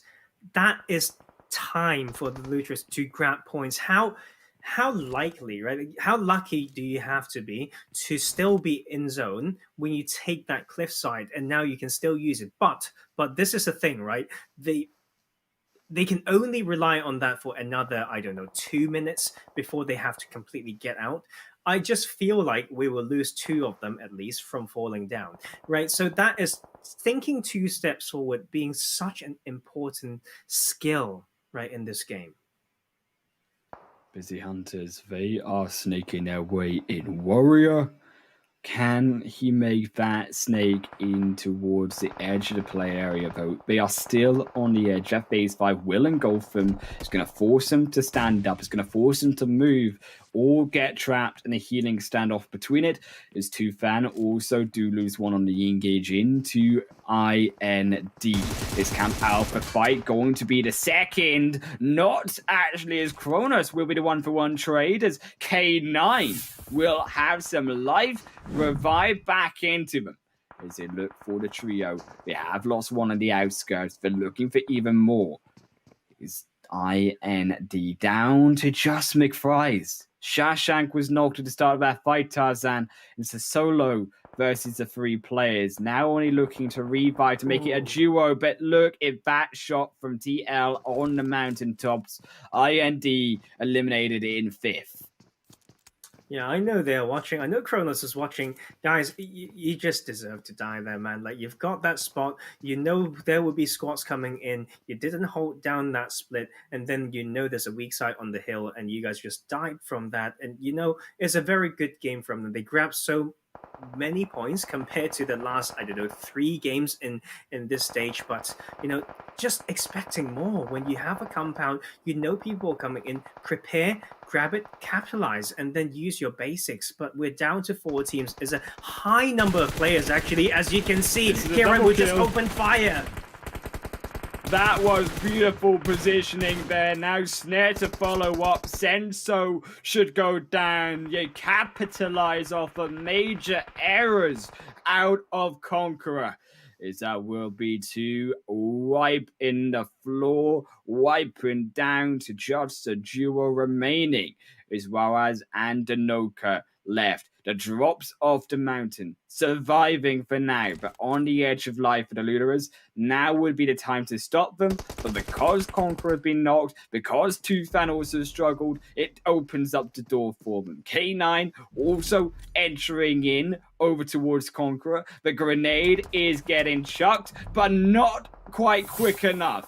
TL just decimate now the side of K9 to a solo. Roman is the only one alive. And you know what? Yes, Switch did die from 4 damage, but like K9, they know they have to leave. They know there might not be a big chance for them, so they at least delegate those meds. So they can actually take a second place if TL will pull that trigger and finish this fight. But we don't know. But both of these teams, all 3 of these teams could use these points. K9 not quite safe. We need them to show up. Conqueror needs to get into top 8. Same for the Lucharists. This is a good game so far. It's been really, really interesting. This, Tarzan, is the most crucial fight we have seen from a teams on the border.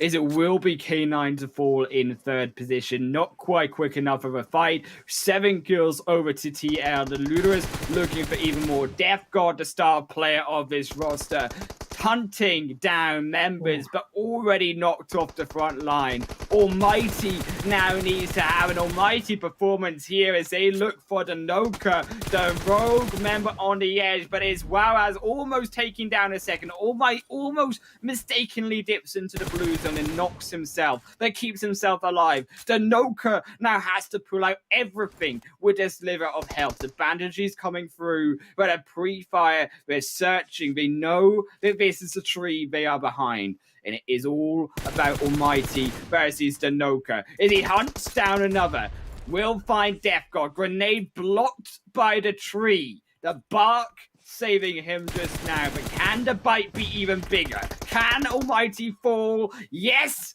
they will. And Conqueror take their first chicken dinner, much, much needed, of the preliminary stage. Finally from this squad, and you can see in the small micros and how they split and peek different sides and control a small bit. They made it work. Both squads, it's about reflex and all those small things. You can't miss that grenade. Imagine Mighty landing that grenade. The Lucharists will be not in the clear, but will get so many points from that, right? So you know what, I can't fault it. That's just part of the game, and Conqueror finally getting that win. Not the most brilliant one, but 20 points in their pocket. Just take that. It's so important at this stage. You tell that every day of the week, Tarzan, is Conqueror. They have lined up their first chicken in the victory. We'll get to see how it breaks down just after the break, and we will see you guys on the flip side.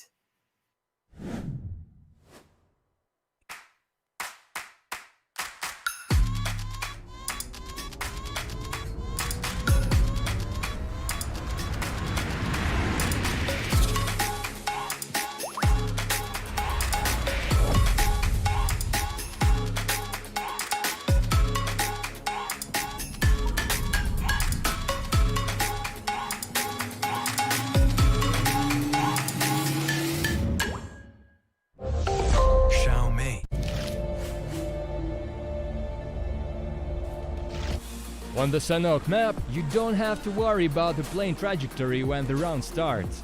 The thing about Sanhok, it's not actually that big, so you can easily land at whatever point on the map you want. Think of a strategy and move in from everywhere.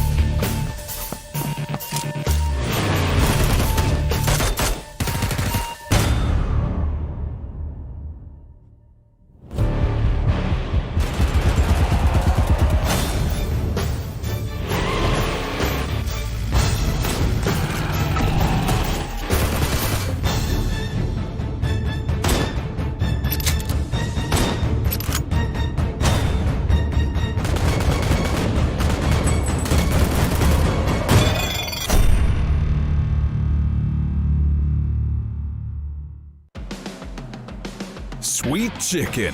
The group stage was fantastic. Sophisticated strategy, tricky moves, and outrageous kills.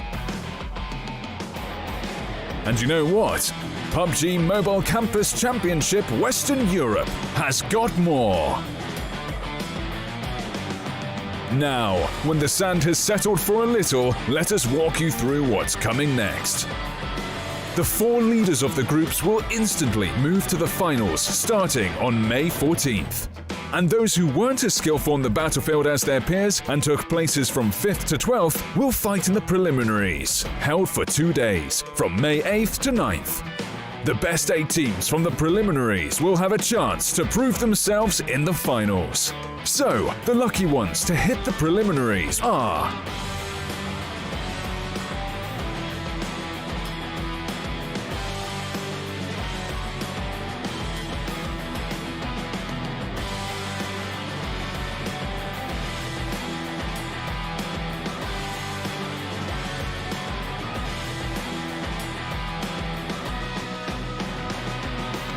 Remember that at the finals, the top teams of the tournament will rip each other to pieces, not just for some chicken, but for the prize of €5,000.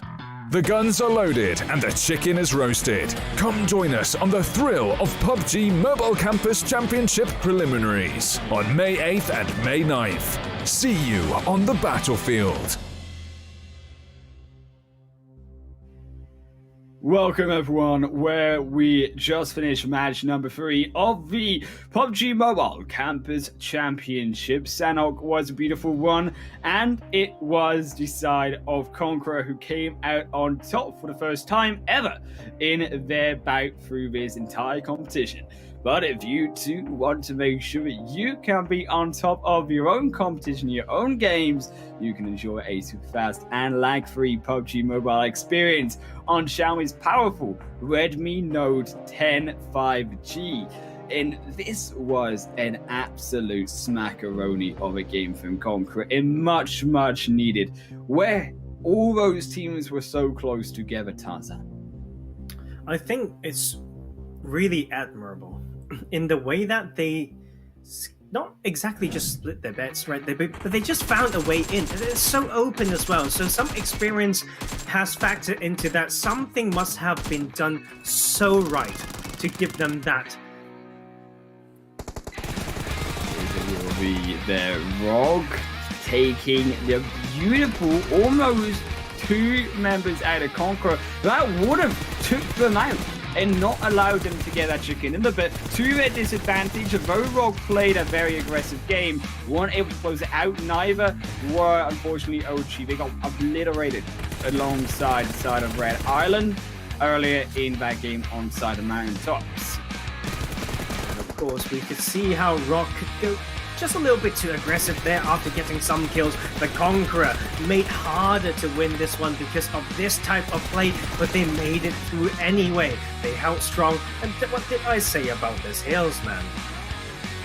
Man, I'm getting vertigo right now to watching the switch fall to his death, as that will be the final member, Almighty, there to fall into the fight, but so low health, wasn't able to make it work. In Conqueror, just edged him out on the Looterers, take 20 points and that chicken in the victory. And it was 19 there for the Looterers. Just below them, K9 equally 17 points, much needed points after 2 slightly off games in the first 2 matches, taking them to 3rd.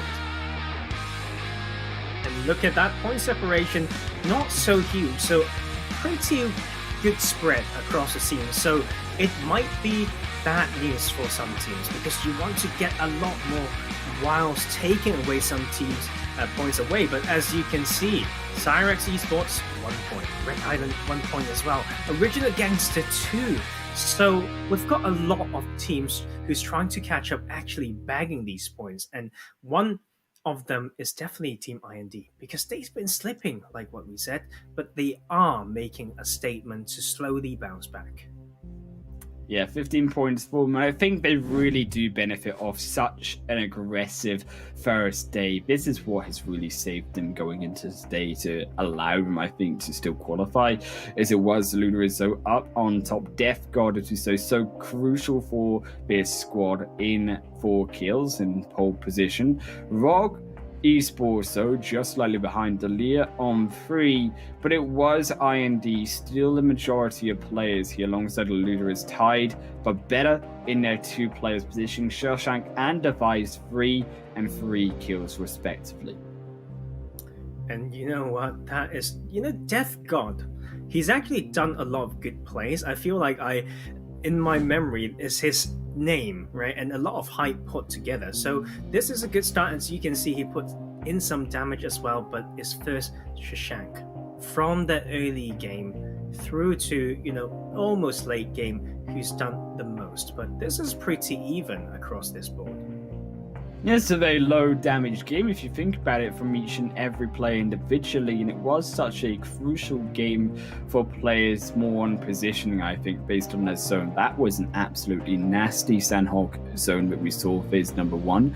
Thankfully, it did edge itself more towards that Northwestern Island, but it was about those choke points to the Northwestern Island I did think caused a lot of those players some problems, and a lot of those players some problems coming off the mountaintop when he finally did reach that main island. As you can see, Conqueror were able to navigate all of those dangers, 20 points going over to them to repeat, and also about 1200 damage through on top, but only 5 kills their way. Shows you that they were doing a lot of damage over to many teams, but weren't actually finding success from a lot of that damage overall.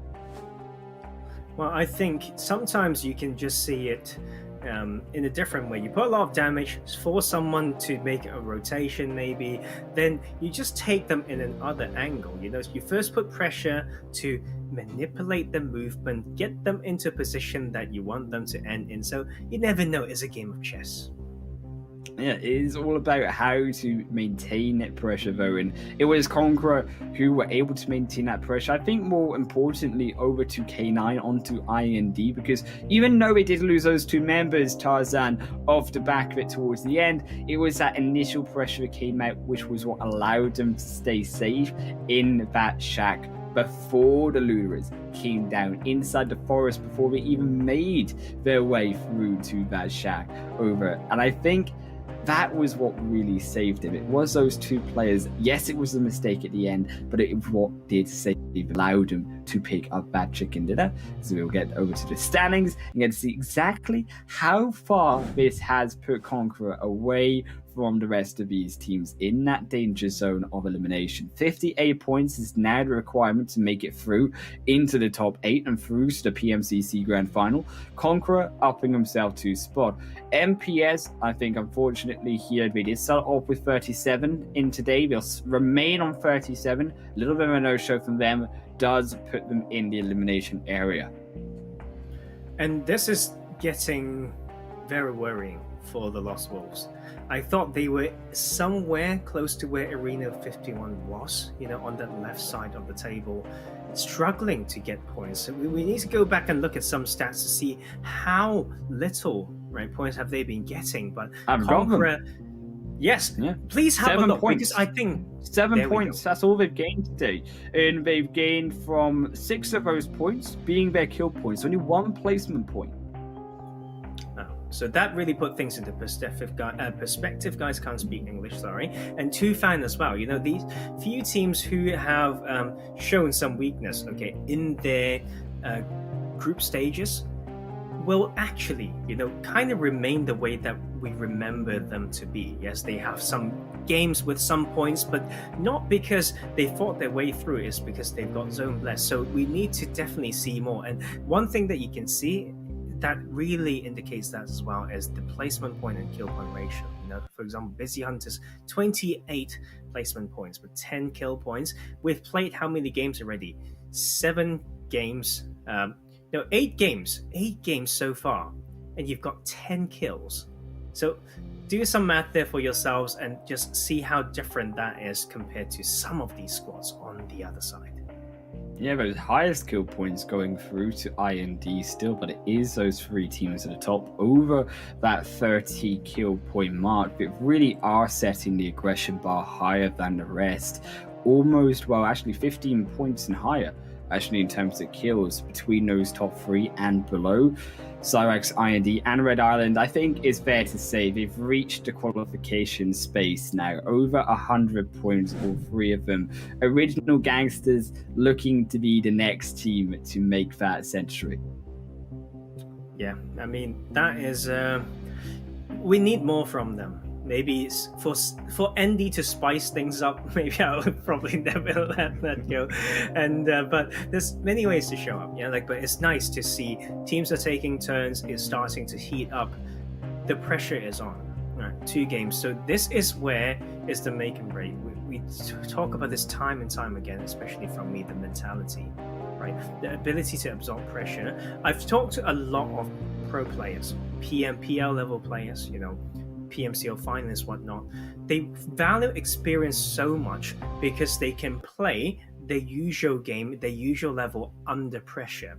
And that is something that you can't take away. So my prediction will be Conqueror to hold their spot, still get some points and make it to top 8. The other teams start to do some things that we don't expect them to, in a weird way, I would say.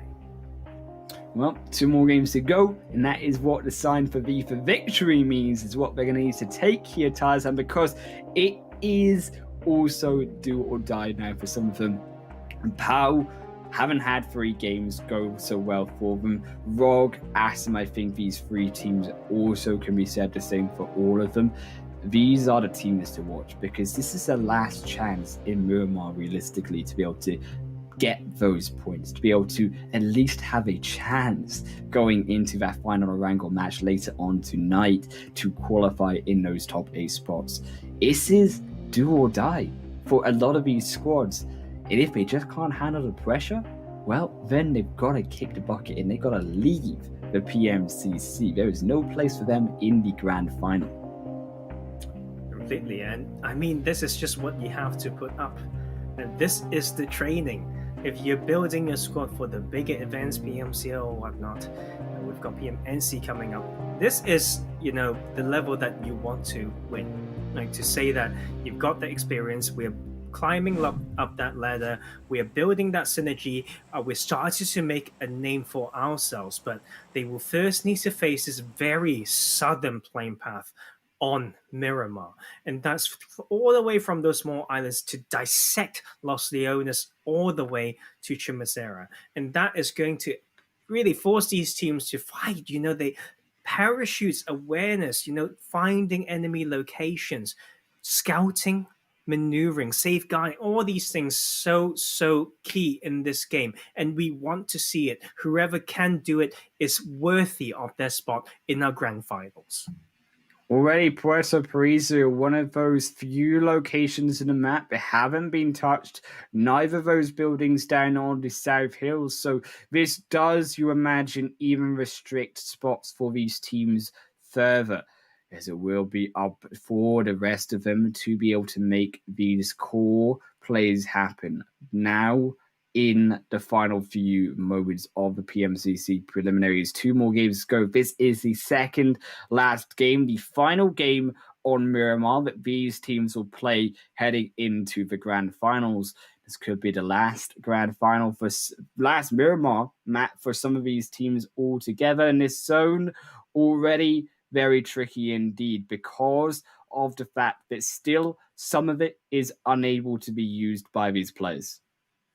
And you can see, these teams not even going to Prison, Los Egos, all these positions, right? So the amount of land that they are actually, that's actually containing these players are very, very few. And with this essentially very hard Western Phase 1, we will see Montenuevo, that bottom right segment, bottom right quarter of that Phase 1 circle to be so messy. And this is where they need to adapt. You are almost not allowed to play a slow game anymore. If you want to play slow later, you have to play quick now to get to the north part or northwestern part. Go to El Pozo somewhere. If you want to slow down now, you will be forced to play quick later on. And this is great. Okay, this is the test. And whoever wins, whoever can, show those capabilities shall be rewarded heavily. Picardo, one of those core areas in the center of zone, though. And this is really where these teams need to be able to gatekeep here, not on the center of zone, but on the edge of zone, because gatekeeping is going to be so important on such a crucial compound, because down to the south of Picardo, if we remember, and this is similar with Chumacero, as we can see here, Arena 51 and Atom, it is all open fields. There is no real cover for those teams on the entrance and on that south side. And that is what is going to make it so tricky for a lot of those teams, and why you say that fast play is so important, because if you get caught in that late rotation, it is even more dangerous than before for a late rotation, because there is nowhere to hide, there is nowhere to slow push your way into zone. Oh, and look at that little bit of maneuver. You have almost sprayed down physics with the M416 on hipfire as well. That maneuver, man, like this is a very, very bold move to charge into the city. I know they had high ground, the protection should be there, but he's now just waiting for support, and running back up as well. How is that not being punished? So I was worried about Atom, at least for these type of stuff, right? Like missing out on opportunity. They may go, rely on these low ground to move around, but get caught out maybe moving between compounds. But we'll first see Montenegro getting busy. Pau will not get an early upper hand. It's 1-for-1 right now, seems like, but they need to hold it further. K9 seems to be carrying a bit of a different color as well, so that's quite interesting to me. This is so crucial here for Pau to pick up these kills against K9. K9 are the most dominant team in a single game we have seen on Miramar. This is no team to be scoffed at that Pau are trying to go for, but they seem to be sending it. But Roman's found one, can't find a second. Oh, it will be the teammate support that gets it. Now only Jabba to survive. He finds his own knocking. Captain isn't there, and the entire Pau team, they're making their entrance in. Captain dives into the center, finds the final pig, and it will be all of K9 back alive. Oh my lord. They had the numbers advantage on one side as well, but they approached it in such a linear formation, and they went one by one. There's no refrags, no trading, and that's how Pau just didn't make it work, and that is just so heartbreaking to watch. But that was too close, K9. I did expect more, but they can now at least hold down Montenuevo for a breath of fresh air. Still, though, Atom, another team that are on the bubble for getting these points in this second last game. They are so desperately in need of these points. Arena 51, they also have not had the most influential set of games. They would still need one more good game, I think, to be able to confirm their spot over into qualification. This is one way to do it, not only to confirm that spot, but to wipe out one of your opponents in doing so. Axe, that core player behind, as you can see, Xerox is closer too. That could be the way that they start to pincer down Atom between, because there's no real way to support each other because of the fact that Xerox isn't going to be able to cross that road. And you know what? Just look at that point there, right? That point by Pau, 15 points right now. I think it's safe to say that they're out of the tournament. If you just look at the 8th place, like 58 points, you need to have a win with 28 kills next game. I think that's really, really tough and almost impossible. Like, you have to just really blow everyone's mind. We'd have Smurf on everyone. Exactly. They have to have a mutation and be caught by a weird bug that give them superpowers, and so yeah, there's two things that we don't expect them to. And but that being said, I think that's why it was respectful, the way that they approached that fight and made it so close. So that is a good attempt by them. But if you look at the kill feed as well, early clash, IND losing players. IND, they're up against the wall here to make sure they extend their lead, knock out even more potential as Tufan, one of these squads they can destroy. Tufan, yes, they are going to fall. It's going to be the next Jashan to be eliminated. IND just obliterated one as we move on to the next Arena 51 in the midst of Atom, but Zach is down. Yav needs to come in as well, but he just watches MVG from the window die in Arena 51. This might be the fight, the pincer, the engagement they need. Snaps is just one staircase between them, eliminating out the third member. They destroy Zach and send him into a pile of loot. Now it is about how Xerox as well will join this fight, because they need this extra support. It is still only 2 members, keep in mind, in the center. Jav could still defend this one for Atom.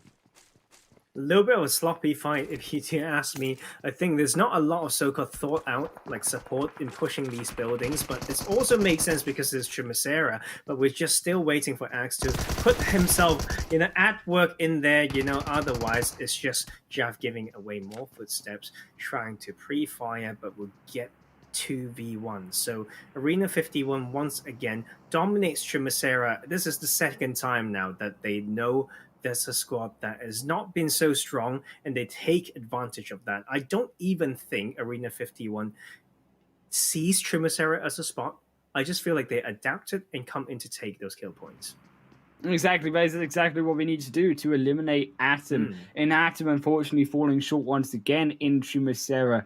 Axis, the sole player, should be realistically mitigating these footsteps rather than moving around that building. Yes, you want to look for vision, but you need to make sure they don't spot you. As soon as Arena 51 know you're there, and I assume they do, making that smoke roll across, you really do fear that this is Atom saying goodbye to PMCC as well.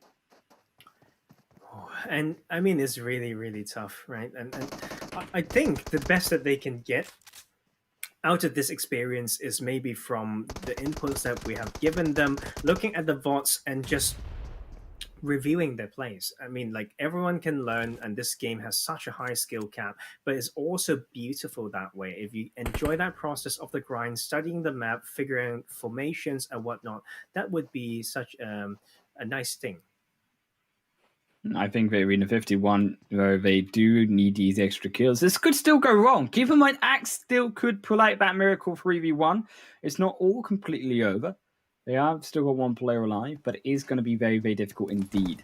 Keep in mind, it is do or die right now for Atom to be able to make this kill count. If they find a 3v1, this keeps Atom in the game. If not, this might just seal the deal for Atom out of the PMCC. So important that Axe is ready to take this entire squad down. Moves back down into the choke point, waiting for Physics to enter. To prove fire comes out from near 51, not making footsteps just now. Knows where, and now they enter in. 1 kill goes for almost a second, but Snaps takes them down. That would have been exactly what Atom would have needed. Xerox on the outside, no support as a third man. That was risky from Arena 51. And that was, but you know what?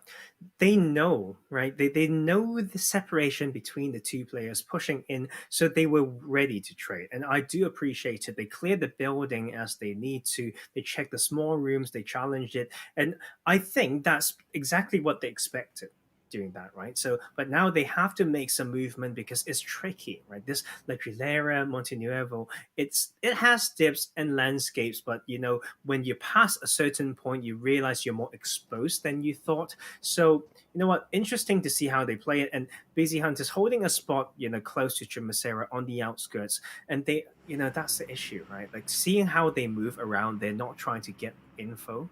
Right, and how do you maneuver from an edge position into the next one if you're, not actively grabbing info? It was a very good compound, I have to say, and so you know what, just need to put that work in. Lost Wolves here are overlooking this open space over Red Island. The barn, the building protecting them right now, as they do have Manega overlooking this star player over Lost Wolves. The rotation in. All separate vehicles means they should be comfortable to reposition here. Lost Wolves will park themselves up next to the side of the Picado Hill and park themselves in a better position for zone. This is already going to be phase 3. Keep in mind on our screens, it does close in one more time. And you mentioned Monte Nuevo, such a strong position here, Tarzan, and K9, they are the ones in control of it. I think it's tricky to play Montenuevo because you need to pick a side to play and you need to know why. At the same time, you need to have grabbed all the vehicles around it and not feel like, oh, we're in the center zone. Because as you can see, they need to rotate out soon, right? And whether they do it now is a very interesting thing because like there's so many dips in this circle, but kind of limited amount of hard covers. Yeah, it's touching Chimicera or whatnot, but then it will still come down to a 360 awareness, checking your size, having a good split or whatnot. And I think this is starting to be interesting. IND pulling in and may challenge Conqueror from the west side. I am looking exactly where Conqueror are looking right now, where that arrow is located over the rest of the enemies moving in. They are getting surrounded by this zone, not in their favor, neither, unfortunately, in Tufan's favor, because Lost Wolves, they have parked themselves right into this compound. Already to the solo, Yuvi has to defend beautifully against the rest of them, jumps over the wall, doesn't get punished for it just now. They see the rest of them, the jump shots through, but it's just too many bullets at UV. It will be UV Tufan being eliminated as well in 12th position. 2 kills go over to Lost Wolves. This is the start the Lost Wolves needed, though. They need these points. Keep in mind, they just got knocked down into 9th position. Currently, they are not safe. They would be eliminated in this current position on the standings, unable to make it to the grand finals. This is why getting these points, getting this placements in this game is so important to set them up for the final Erangel. Yes, exactly. I mean, look at that push just now. I can't just shake it off in a way because it's something standard that is still missing from these teams. The scouting, right? There's so many lands around it, so many dips. You can find a way to secure that rotation, but they just do these blind crashes when you don't have to. It's just phase 3. It's so big of a map. There's so many dips and high ground upon high ground. Found your spot, and don't need to use brute force and conquer. Find a very good spot with some high ground to overlook, as you can see the beautiful landscape. And you don't casually end up in the spot. You need to know it to on the map to intentionally claim it. You don't accidentally find out, oh, this is good. Like, how about using this? No. Look at this is experience, this is intention, this is choice, this is preparation. It will be around these hilltops that this zone ends in. And in all of these rich lands, all of these high ground positions that teams have controlled already. Even Chumacera to that extent of Arena 51, now overlooking the next target of Busy Hunters. It is all taken, these spots. There is realistically no more space for these teams to be able to take. And it is now, how well do these squads control it? Because where it goes towards the center means that there are 3, 4, 5, 6, 7 teams needing to now find a new place to call home. I'll tell you what I can already see or feel like coming in. Arena 51 coming in on that side, maybe losing 1 or 2 players because kind of sandwich between Red Island and Cyrax Esports. Busy Hunters trying to rotate in, but a bit late, then coming in and losing maybe 3 players. That is how I feel like is going to happen already on that eastern side. And just because it's just track record, it's just a feeling, and I know it's still a pretty big part of the map, but I have just a hint, right? But we have Conquer UK in the center with that compound. They don't have to move, but the challenge is here, right? When do they open fire? What type of shots do they take? Can they manage the amount of bullets alongside the other resources? As you can see, that point on the bottom right of your screen's Conqueror, the Looterers, they are tied in safety right now. 58 points, still the Lone Wolves, still also Busy Hunters and Rogue Esports alive to try pick up points where possible to make that match to 58. That is the scoreline these teams need to make going into Erangel. OG, another squad though, that are also challenging even further towards the top. They're looking to make it work as Cyrax did find one onto IND. Red Island also suffered knocks over to the Luderers, and Death God was revived. So this does mean that the Luderers back onto the aggression, and also helped by the side of Original Gangsters means that Red, they have found themselves in not a good position at all. As Orbi goes setting up the grenade, looking for the initial dive in, but that grenade goes in, straight behind goes Lucky. That one did not find it. Cooked late, but does help with the saving grace from Switch. Find one onto Snipe, and it will be the second almost counted in over to Red Island 2. And that is, also the 360 awareness. We always talk about this. Edge play, you need to not just look at one side. You have to set the safety net. Snipe still need to get picked up. The spray and stab from behind. The Luterus has some third party coming through. Switch is pulling the trigger. They are coming in to test the waters. Switch looking to make the 1v4 alongside the rest of the team. Impulse knock, go solo, blowing up. And now Red are surely in dire times. They're just gonna be smoked into smithereens as they are being cooked to their own chicken dinner. The songs of praise coming out from the Luderers as they look for a second fight already. Madness now gonna be knocked. A second onto Almighty. OG, they were patient, they waited, they come up for the cleanup on aisle 4, and it's 4-3 kills going over to them. OG take the victory.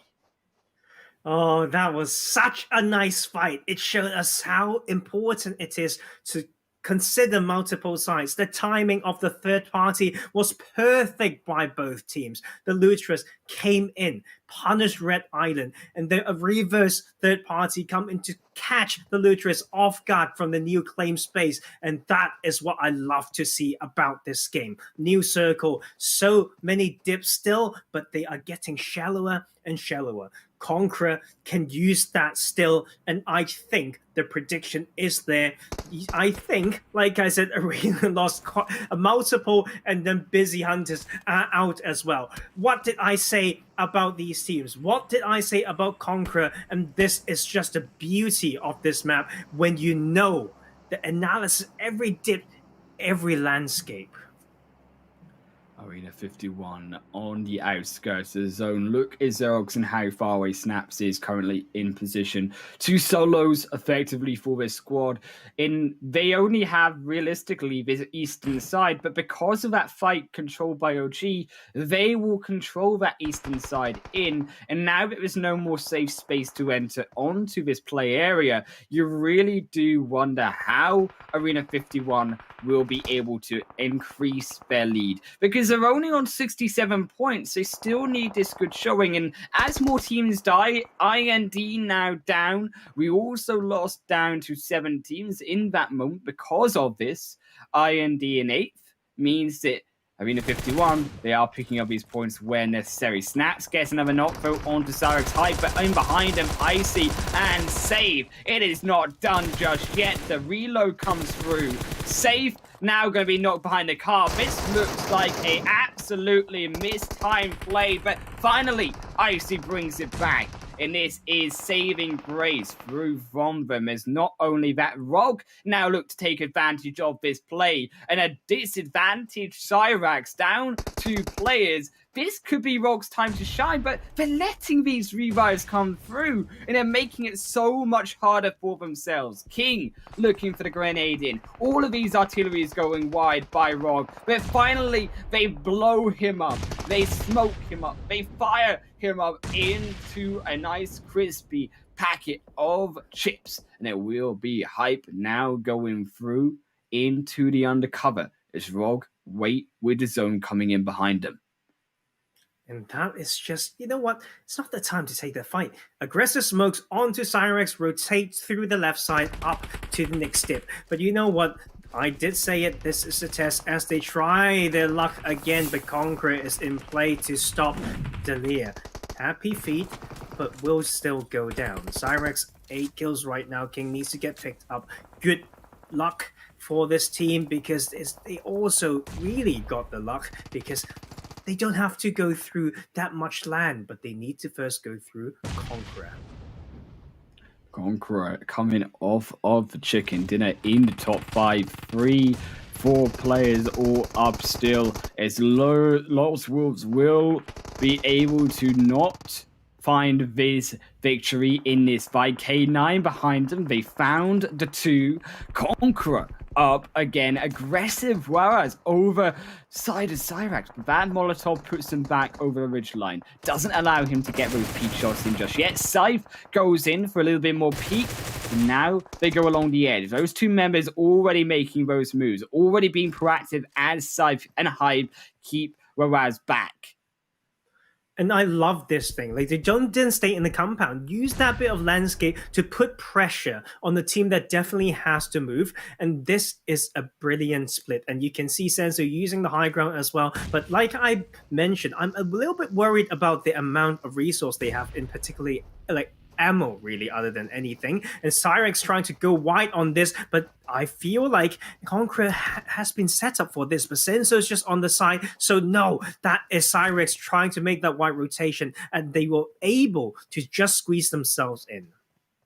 None other than the Laboratory will do to finish these teams off on the south end of zone, as it will be Waraz pushed back for now by Cyrex. Look at Danokovo and 12 on that window, looking for that peak shot over onto Scythe. You can hear that gunshot go through, but Danoka still can't quite find the angle on this side around to find that pick. Senso on the crate. Beautiful position to take out 2, but still Cyrex don't give it to them. They edge perfectly on the edge of that ridge line to make sure the heads do not peek out. All the meanwhile, K9, they do press this advantage over onto Conqueror, and suddenly Conqueror, they have found themselves against a third party, need to reposition here because Waraz is on his lonesome. 12 and Anoka going back downstairs to try answer this pressure.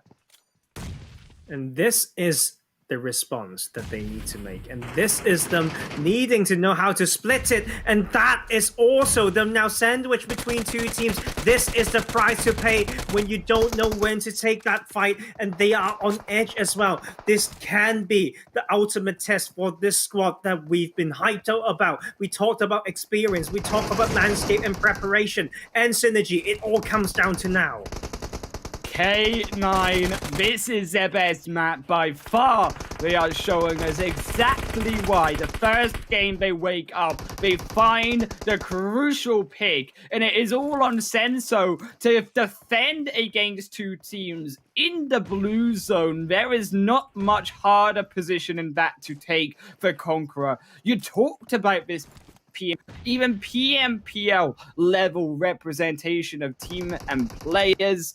This is where that experience comes in. Is Senso waiting, holding on to that trigger to wait, uses the flashbang to try disrupt while he goes in for the movement, uses that smoke, uses every little bit of utility he has left, knowing that this is his last stand to survive. And K9 as well. Such beautiful play. They know they need to clear this side. They put pressure in here. Now that it's 2-2 split. 2 to capitalize on whoever peeks out or exits this compound. But already 2 players in the circle to establish anchorage. That is what I'm talking about. This is the thing that we want to see. It's getting to go messy. It's going to have one go down. Last one standing for Conqueror. Danoka gonna be more fortunate than their extra player, but Senso behind the smokes finds Cyrex. They find a second onto now King. This is exactly how you escape such danger. Conqueror are showing us their experience. Danokovo gets picked by OG's Fix 10. And now just down to the duo. There's zone edging in. There's no time for the revive realistically here as they walk their way into the open arms of K9. This ridgeline, the only thing it protects them. They alone lost 12. They're down to just one more. Senso is up against the back, is up against the blue zone, is up against K9, gets eliminated, and K9 down to the trio versus OG. Cyrax, that smoke disappears. Hype's now in vulnerable position too. This is big for OG. And what did we say about them in K9? the compliments going their way in this position as well. 3v3, it can go either way. These teams very close on that leaderboards. Who's better? 12 kills versus 9 kills. Who's got the better momentum? Who's got the confidence? Who's got the gun skills? And who will get the chicken dinner? Oh, gee, they wait, they smoke up, they're waiting in anticipation of K9 in this blue zone to move forward. They are the ones that have to make the push. Roman goes in on the front line, Captain on the reload though, and Andy on this flank side cannot be found just yet. Still, K9 need to make that first pick, but they have edged their way into play. They've made their route out of Phase 8's play area. They now need to be prepared for Phase 9. It will now be Roman getting lit up down to half HP. The Molotov dodged out. Now Andy on his lonesome. They found a solo to pick apart from OG.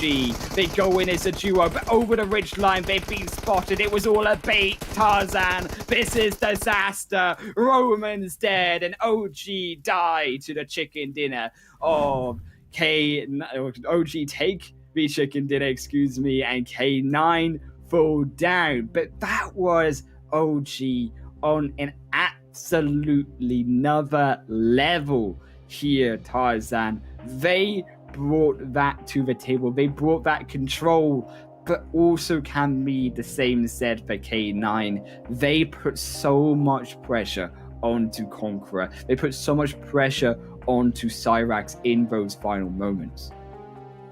And that is just, that's exactly what I want to see. Like, you could see they've got kind of a way into the circle, but they understand the landscape. They analyze and know what it means if we all stay down there. They know the pressure come up from the high ground. So they approached, they pressure, they did 2-2 split. They've got people to survive definitely in the circle, and 2, to wait patiently. And that's it. These are what we are looking for. And then the third party upon third party where OG came up on top, that was just like the thing that you want to see, man. Like, this game is full of these small things that I've been talking about again and again, and it's just such a pleasure to see them do it. That was a beautiful game. I cannot wait to see how the beautiful standings end up. But it is going to be on the other side of this break, and we will see you guys in just a few minutes.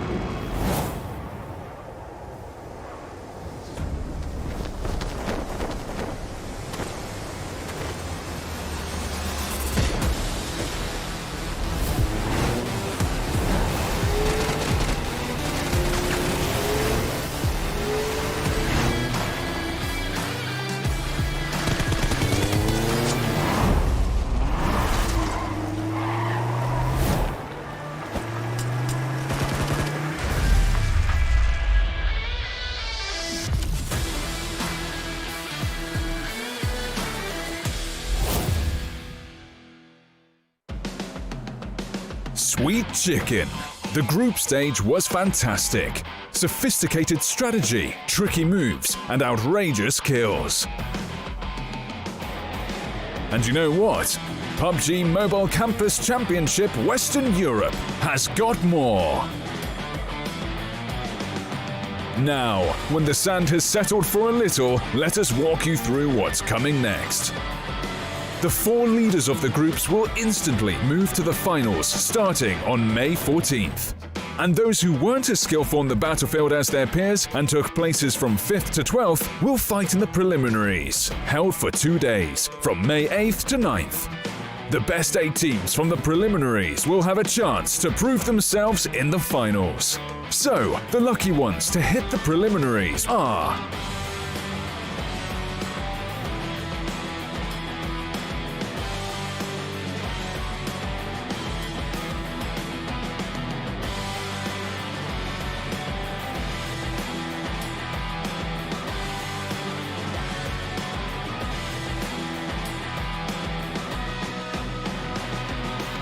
Remember that at the finals, the top teams of the tournament will rip each other to pieces, not just for some chicken, but for the prize of 5,000 euros.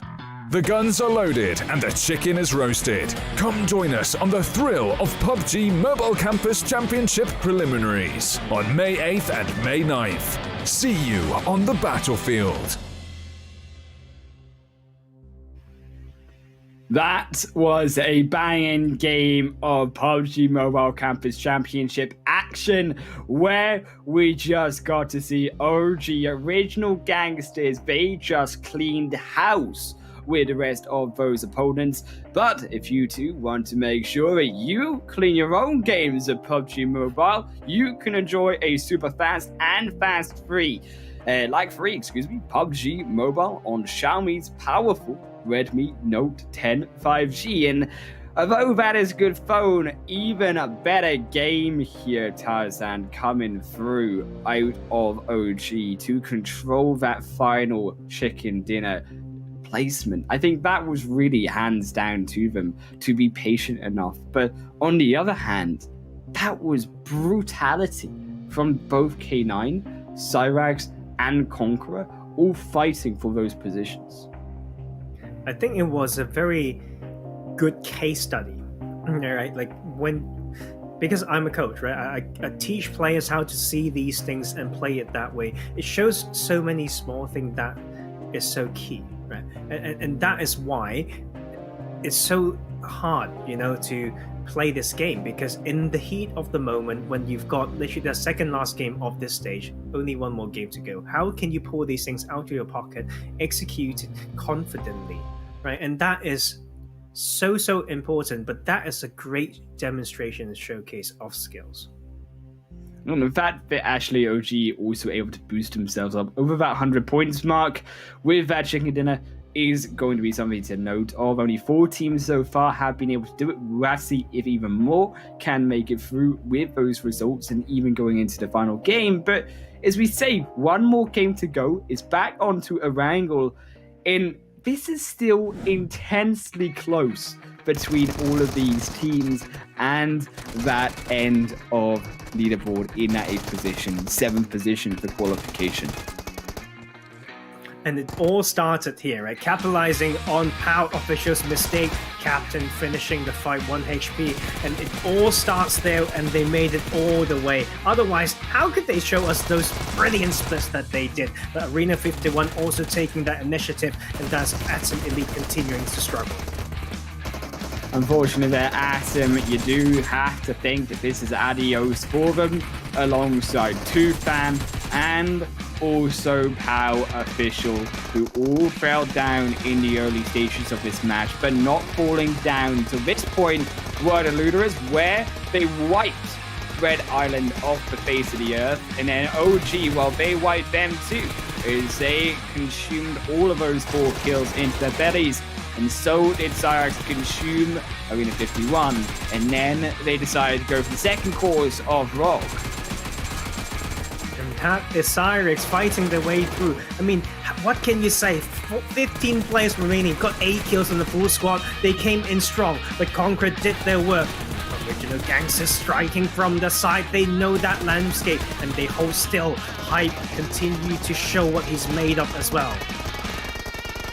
Finally, it was that showdown, but it was a bait. Andy for the win, sends that win packing through first class to OG. 31 points going over to them, and K9 bringing up 21 behind. And then very close, Cyrax in 19, third, Conqueror below. But as we can see on that other side, as I do say, it will be MPS Direction definitely eliminated because they haven't been able to play with us in today's matches. And then Pow, Atom, Busy Hunters, all unfortunately, I do think, out of contention realistically here. Then you also think about Tufan as well, only picking up 2 points. These teams really struggling. But on the other hand, we do have to keep in mind that Conqueror UK, Lost Wolves, these are the two teams that needed these extra points to stay inside the top 8. They were able to manage that. They got 12 points there for Conqueror. Lost Wolves also picking up 8. And you really do think that unless Conqueror UK, Lost Wolves, they have an absolutely disgusting game in this match 5, what can realistically these other teams do? Fight on. Show your best, right? That is sportsmanship. I really want to focus on these. You just don't give up, and you just go in there, show your best anyway. That's how you learn. And these will be the reasons, if teams can do that, if players can do that with that mindset, this is the reason why they can continue to grow. And of course, it's not easy to do, especially when you have people like Andy, just murdering the lobby and then murdering the lobby again when it comes to damage output, although he has his little bit of stunts, just needs to do some more gymnastics. We wouldn't let it go, right? That was just no gymnastics, Andy. That was a 0 out of 10 for me. the diving, right? Unfortunately, I mean, you can see it as a magic trick, I don't know who, because it's look. I mean, he made himself disappear. That's for sure. Exactly.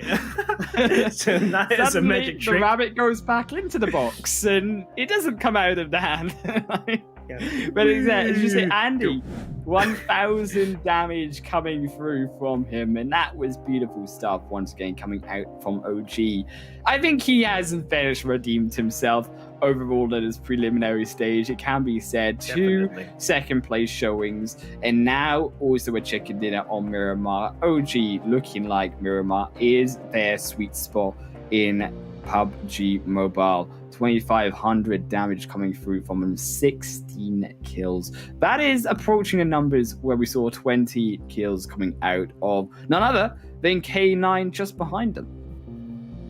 I mean, K9 had a lot of control. You can see they paced the rotations well. Wherever they went, they took someone. Of course, they had the squad wipe early on, but then that late game, right? I'm not going to say it for the third time, but for whoever knows, right, what I'm talking about, or you want to know what I mean, just go back and watch at the minimap and how K9 approached that final circles, when a lot of people just go for a linear approach, but the assessment of the landscape, right, predicting what's going to happen, and then make calls and actions accordingly.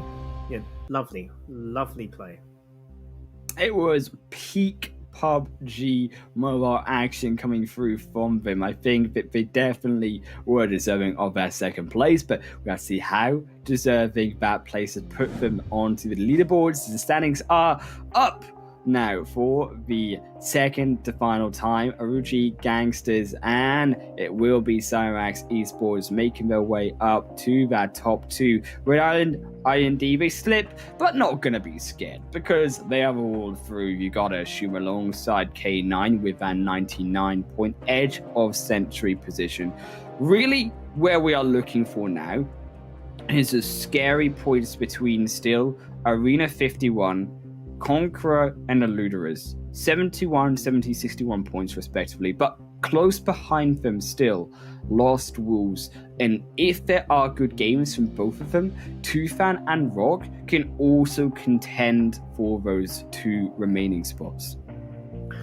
It's really pushing it, I actually think. Tufan, yes, mate, Rock Esports, you kind of rely on the Lutris to not get any points, same for Lost Wolves, but that 2-point difference, man, and it can be anyone's game. Conquer. You got to think of it about this, right? Yes. If you think about Lost Wolves, right? If you think about those 3 teams, Lost Wolves and Rock, and you just slide them over to 6th and 8th position in that same order, I think that's the way you got to think about it, right? Rock overtaking the Lutris rather than going for Arena 51, yeah? And it just feels like math, right? And like It's to just hard, think though. about Like- the very many possibilities around it, and how it's so scary to think that if you just go out and then another team got like what, I don't know, top 4 or 5, get a few kills, just one squad wipe, and then it will just be, you know, over. Like, can you imagine? But you know what? Momentum is a real thing, and grit is just, you know, definitely needed. And then we have this last map coming up, adding so much spice. But I think, you know, these top teams, right? The mentality, you know, going into this game, do we prove ourselves further? How do we play this? All these are key, but the sportsmanship, how to disrupt the lobby and the standings from POW Esports and these teams, you know, I'm looking forward to see it as well.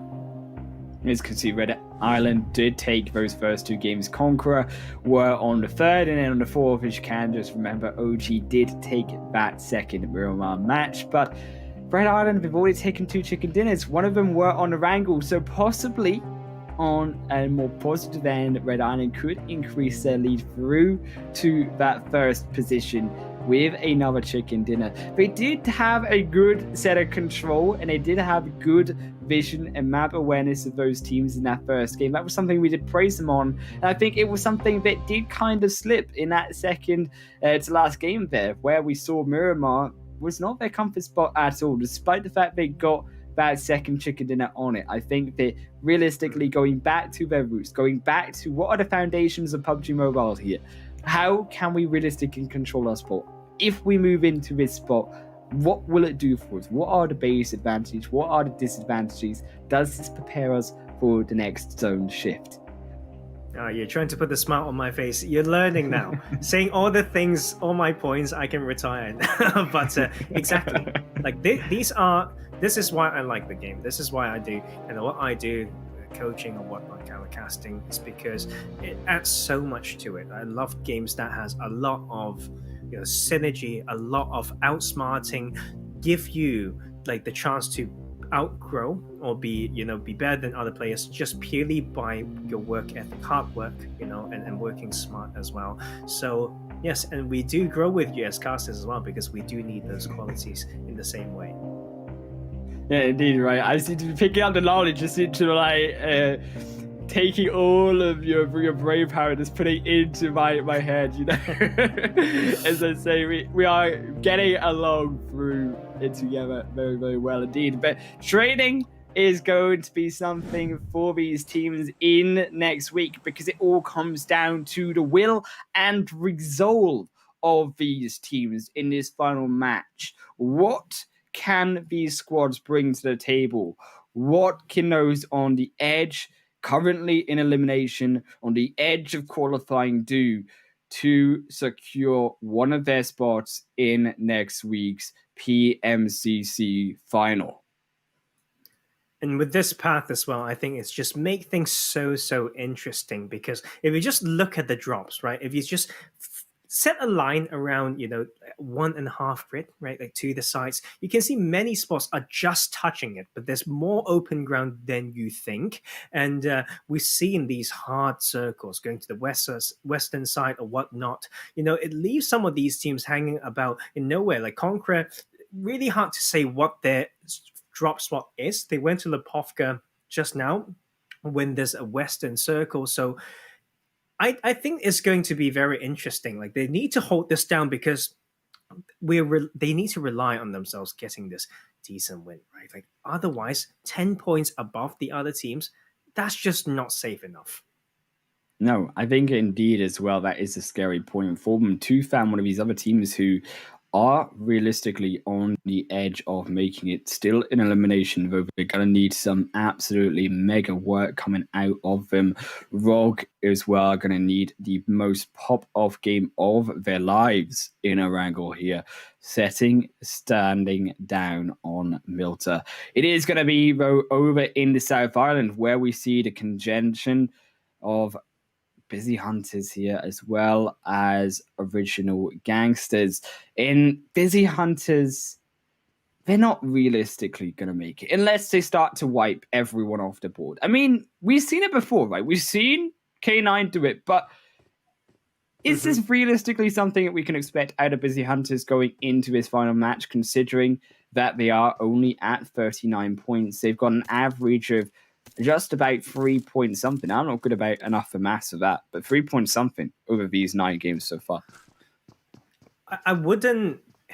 How should I say this? You need the Luterus and the Lost Wolves to basically not get any points. Then you need to get a win with 7 or 8 kills. It's not impossible. I think that is why it's so exciting, is because we've got all like 4 teams, like from 9th to 12th place, or a decent game away from taking the spot. But then we also need to rely on these teams just on the bubble, right? Conqueror, the Luterus, to stop getting these points as well. And it's I don't know what to say anymore. Are we saying for drama purposes that if Lost Wolves go down, then it makes it much more exciting?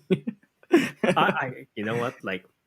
know what, prove me wrong or something. Busy Hunters, give me the biggest win that you can pull off. I mean, you don't even need the biggest win. You just need a decent win. But, the Luterus, it's showing more decisiveness. So I would expect them to at least take some points out of whatever fight they engage in.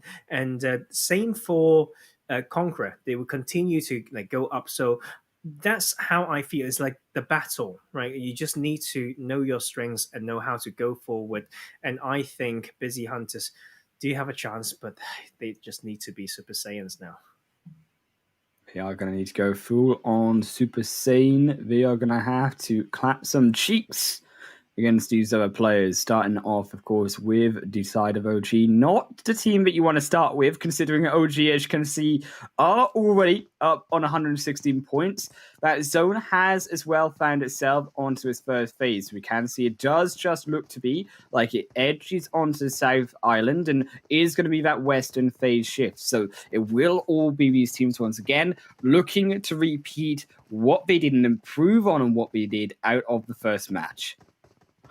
Exactly. And I mean, Busy Hunters dropping here, I feel like I haven't seen it before. So maybe they're just trying to fight.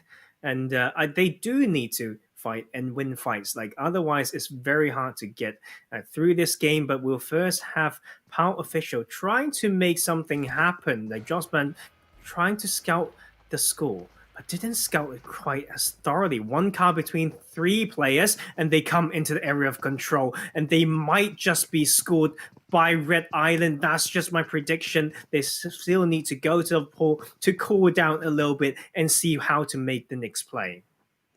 But if POW take this fight, this is 4 points taken away from other points. So you see in that team that if you take these points away from other squads, this is what you need to really not only get a better showing from you. You're not realistically here, unless you literally just fly over and execute every single team in the lobby, going to qualify for the finals. It's just not a good enough result from Power Official, but they can still upset the other squads playing in this final match. Jabba, they found a 1-for-1 knock, but as we say, Jabba has been knocked on the side of Red Island. Venom equally on the side of Power. So it will just be the reset for these teams, reposition. And it's now about where the footsteps go, the sound that they are giving away to these other teams. And I think it also comes down to how Red Island knows how to use the support coming in. And so it's about the battle of the supports. I think Jossman obviously put that pressure down, but the Overwatch is always scary when you play it. You just can't make any mistakes. Otherwise, your team will just crumble as he feels some pain and he will pull back and heal. That buys time there for Red Doe to push up and engage, knowing that that support player is going to be out of commission. Menega on the wait as well for as soon as they peek their head back into vision line. Waiting with that scope, waiting for that first kill to go through for themselves. This is up now to POW to really show us what they are made of, to show us their final stand, their final game here in the PMCC, what they are made of.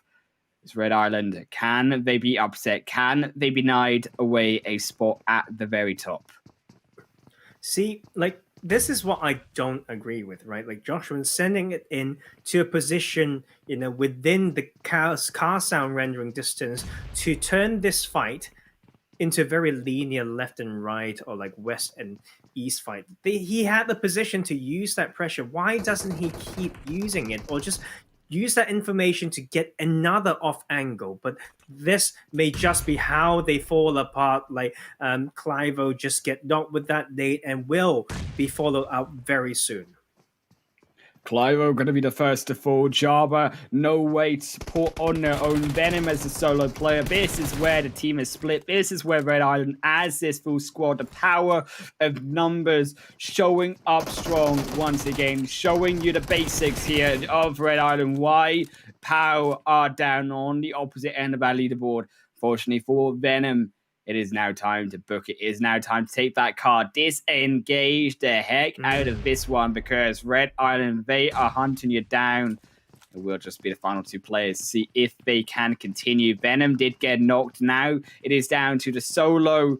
And Josh Van, he is hoping that in the past, he did not make that false decision to decide to go down to save his team. He is, unfortunately, kicking himself that they did not stay up on top of that mountainside.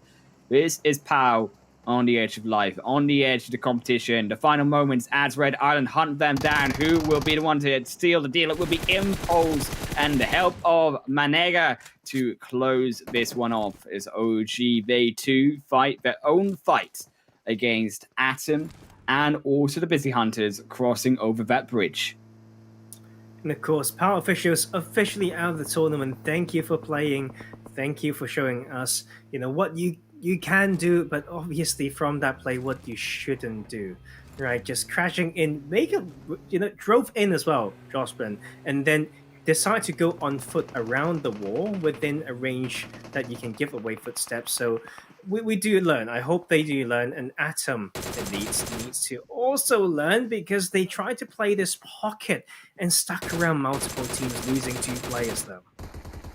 Atom, they just, I think, saved the Busy Hunters here because Busy Hunters now, they smack down onto OG and OG caught in a rock and hard place here is they will be between these two squads. Keep in mind, Ripon, the one player for Busy Hunters, did manage to get through, escape this fight. And being that one crucial player for Busy Hunters is not good enough because they don't have the kills, but it is certainly the idea that they need to be able to take to move closer into the rest of this game. Andy, on top of that lighthouse sector, is going to be short by Wolven, but is that going to be enough to take them down? I do feel like Busy Hunters also struggling to move out into this centralized zone in Pachinki, as we can see. It's just really, really tough. I mean, the preparation before crossing the bridge is so important. You just kind of need to expect it. Like for a plain path, that basically allows like a lot of congestion on that coastline. I mean, it's very pier and whatnot. It's like farm as well. Like people will go there. They've been there. So the preparation was borderline non-existent and just get baited into the area. But now Atom Elite not feeling so well as well. I think all the meds will be used up by Zach, and then they will just stay at that 14th place. Here we go. Keep in mind that the Lone Wolves in this live standings have been knocked down to 9th position.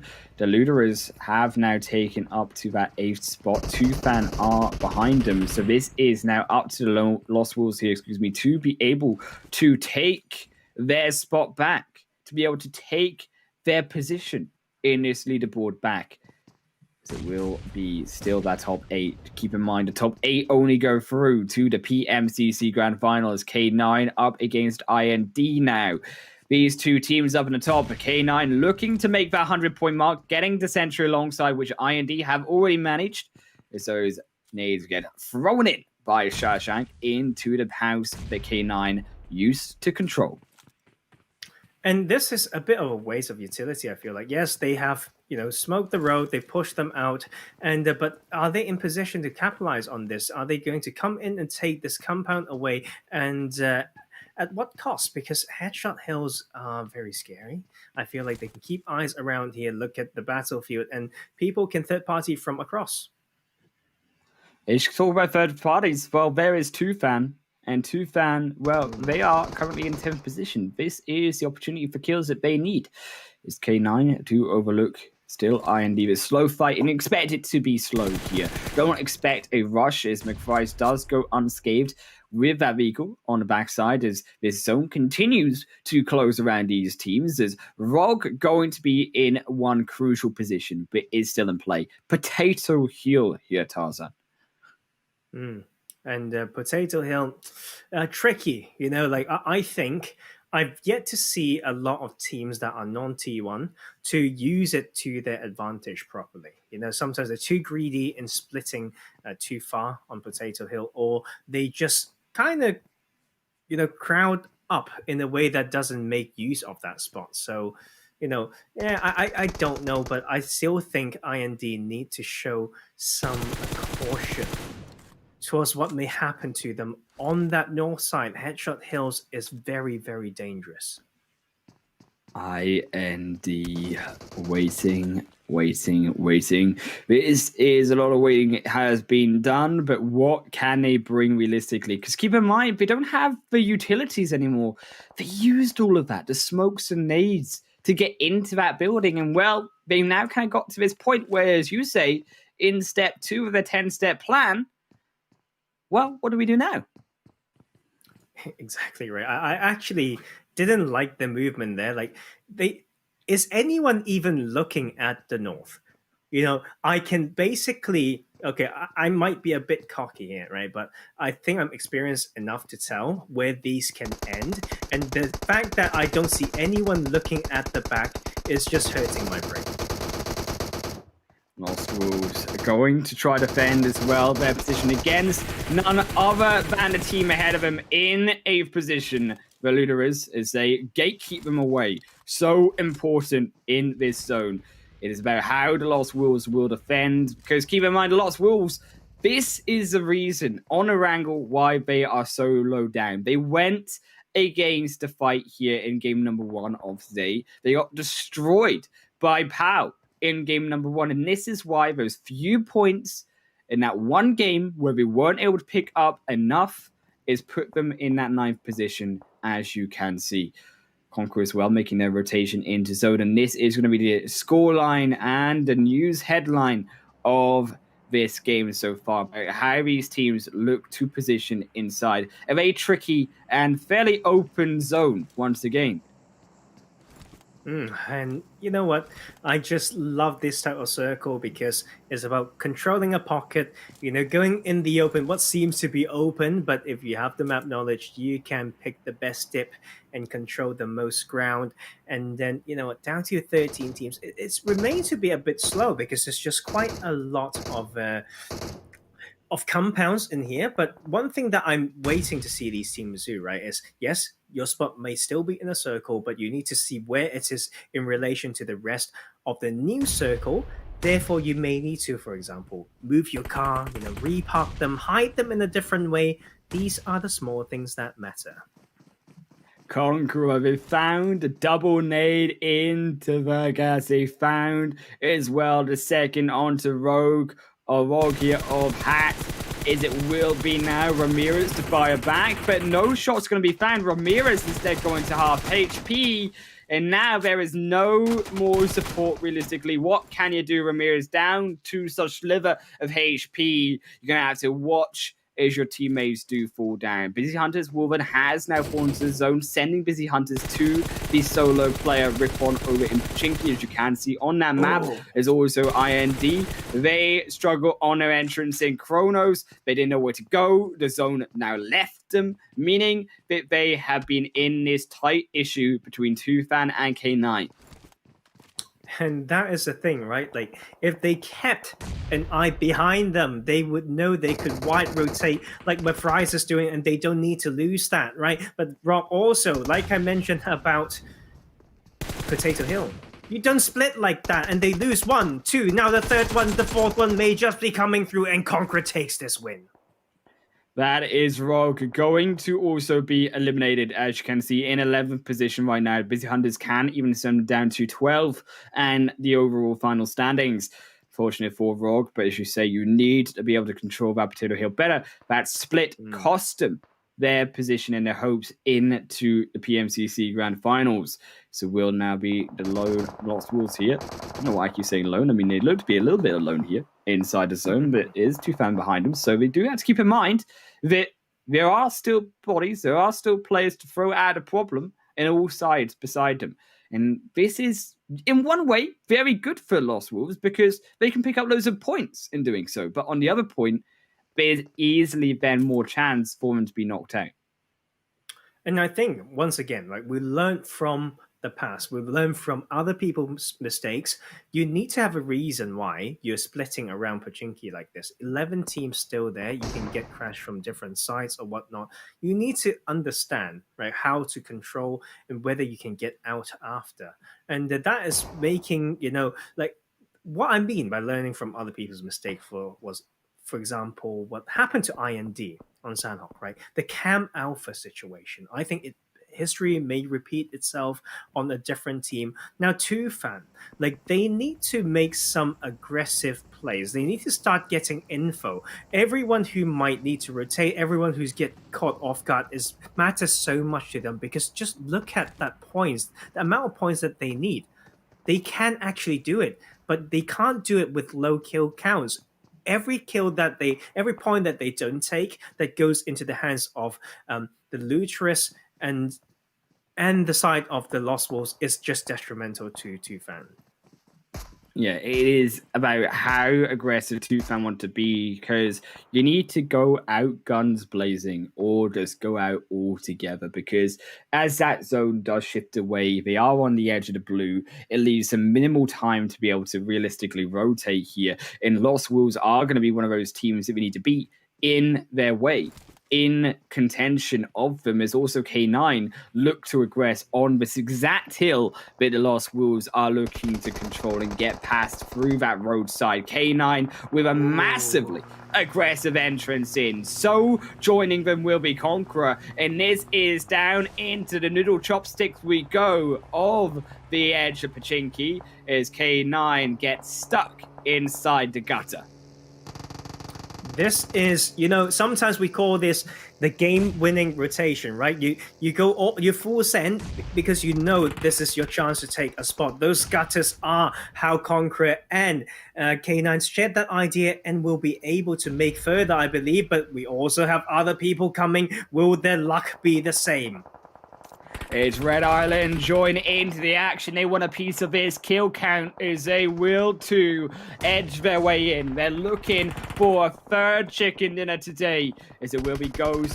Ledo put down immediately to low health. As Impulse now knocked. This is absolute disaster for Red Island. Manega is the only one up. But what can Manega do against the side of IND, against K9? They're down just to the duo here. Ghost was revived. Eledo has now been knocked back down to the duo. And this is absolute not the way that Red Island intended this one to go. They are being blasted, obliterated from all sides. Conqueror go down inside around the midst of them. And now this leaves just one less squad remaining. It leaves now the Ludicrous space to enter in alongside this. K9 continuing their pressure as well from the gutter. Knocks down side. That was so important there for Roman to be able to buy time for their team. And you know what? Like this gutter play has been working out, and I think how to get out is the most interesting thing later. Because just look at this map and how few players opt in to play the eastern side. This congestion is just next level, and I think all the small things, every footstep count, and every micro decision, and just all the comms as well, because your eardrums would get bombarded by all the gunshots in the matter of seconds. This is what we're saying. Apologies to headphone users in advance as we do see Cyrax going to obliterate through one of OG. Send them packing. Andy will be no longer with us for this final game. He has unfortunately got a few issues of Cyrax bullets in his face, as it will be icy. Scythe, Hype, King, the full squad still up on the edge, in close to zone as well. This is a zone that has just forced all of these teams into a brick wall against each other. Lost Wolves, keep in mind they are on the north, but Lost Wolves, they are still not safe. They need these points. They need these kills. They are still on the bubble against the Ludicrous. And now in the car is the Luterus. I think they may go wide if they can make this work and get the circle later on when everyone's trying to fight on this edge. They may have a chance to just go straight in and still fight off other squads. Arena 51, last one standing, and will go down. Arena 51 just went for the kill, and they go for one indeed. Hype will destroy the sewer rat inside the gutter. Scythe now gonna be jumping over onto Toothan, but Toothan, they need to stay alive. Toothan need to make this game work on kills. They found a brilliant grenade onto Scythe. That is exactly what Snare needed. But meanwhile, this is the decisive fight between Almighty and the Ludicrous, falling down one, knocked out of Lost Wolves. They keep themselves in this game. They keep away the team that looks to eliminate them from this match. This is Icy finishing that play as well. This is just absolutely mental. Just look at the leaderboards right now. Who can actually make it in? That last player from Busy Hunters is on edge. Maybe that is possible, but I spoke too soon as they get taken out. Is the battle between the Luterus and the Lost Wolves for that qualification, and that is Lost Wolves first to land some very good shots. Leben is playing out of his mind right now. Is Red Island put down once more, but there's zone edges between them. You need to move, Lost Wolves. You need to go into this zone. Killer on so little HP. He is somehow still in this game, and this is so important as Leben has been knocked. Soul Reaper has been knocked. Killer is on the edge of everything, but the Luterus are dead. You have to play for placement points now. And in the final five, this is exactly what the Lost Wolves need. Red Island looking to make the entrance in as Killer waits, goes for the healing battle, surely against the rest. As Red Island put down to the solo ghost in between IND, does finally get eliminated down to 4 teams. IND now need to question alongside Cyrax how they push against K9. It's just going to be so hard. The solo play will be so crucial, and the third party and whatnot. The ideas. No, that is Killer out. We're down to 3 teams. That is just the gutter play working out. What did we say about the game-winning rotation? They take these gutter and take it with confidence. 3 kills only, but they are ready to grab more. Lost Wolves. Is that possibly the end here? Unless the placement points for them speaks different. The Luder is 1 point ahead of them. That is going to be going to the standings later to see how that one turns out. Is Cyrax up now versus K9 here alongside IND? These 3 top teams as Device will be the first to fall. The blood has been spilled. IND Shashank alongside now Cyrex trying to make something work, push them out of protection as IC finds the first knock, puts them to the trio. And that is such a heartbreak. It's 1 point difference there. Lost Wolves and the Luterus. Like, it really makes you think every small detail. And Shashank here, pretty wise play, I would say. Use every bit of first aid and try to just do what you can and then maybe get an extra point. But they are in the clear, all these teams. So let's just enjoy this last bit of execution, reflex, and gun skill in this last game of the preliminary rounds. Is Cyrax looking to try get as high as possible, get to that 140 point whopping mark to scare and invoke the fear into the teams of the grand final. with K9 still up alive, though, playing a phenomenal game of PUBG Mobile inside this Pachinki edge. It will be the zone going towards them, going towards Cyrix still, but we need to make a maneuver around the low ground because they fear to poke their heads up around K9. 8 kills going their way so far, looking to throw the smokes down, looking to create a path for themselves, a path to victory against their opponents. What an amazing game. A game of prediction, a game of rotation, city fights, then transitioning into open crawling fight. You know what? Like, this is the best that we could expect, man. And this is the transition that we are going to see soon, pushing them out of these gutters, backpacks off, now all that crawling game, and we will get to see how they play this. K9, they have to play the slow game now. We've had the fast, we've had the action. We have the subtle end of match. Decision making, snake crawling. Time for these players to mitigate the movements, mitigate where they decide to go at tree, blocks that Molotov. Not smoke, because that will be hype there. Looking to try cover a little bit few more angles. The Scythe on the low side. It will be K9 to strike onto hype. They bring one down. They bring towards a second kill. Reduce Sykes to the solo. That pre-firing that gun, though, they might know where Scythe is. And that might have revealed him down to the solo. He takes everything off. He don't want him to be found at all. With all costs. Merging his white boxes with that white smoke. So will be K9 finding him. Nevertheless, his side falls down. Icy needs to stay cool because he is up against a 1 versus 4 now, Tarzan, and it don't look promising. K9 look to take this one dominantly. Captain goes down. You have to look for the third. He finds the second. He goes down with a health bar though from behind. The smoke, he finds the third, but no way can he find the fourth, as it will be not enough with Tesla going down. K9, they were able barely to take that game off of Cyrax. Imagine he had that last one as well. This game, man, like, it allows us to see so many things, you know, like from early game, you know, mid game, transition into different styles, you know, controlling the parts, you know, trading, you know, damage control, all that stuff. Can't ask for more. It's been a brilliant weekend.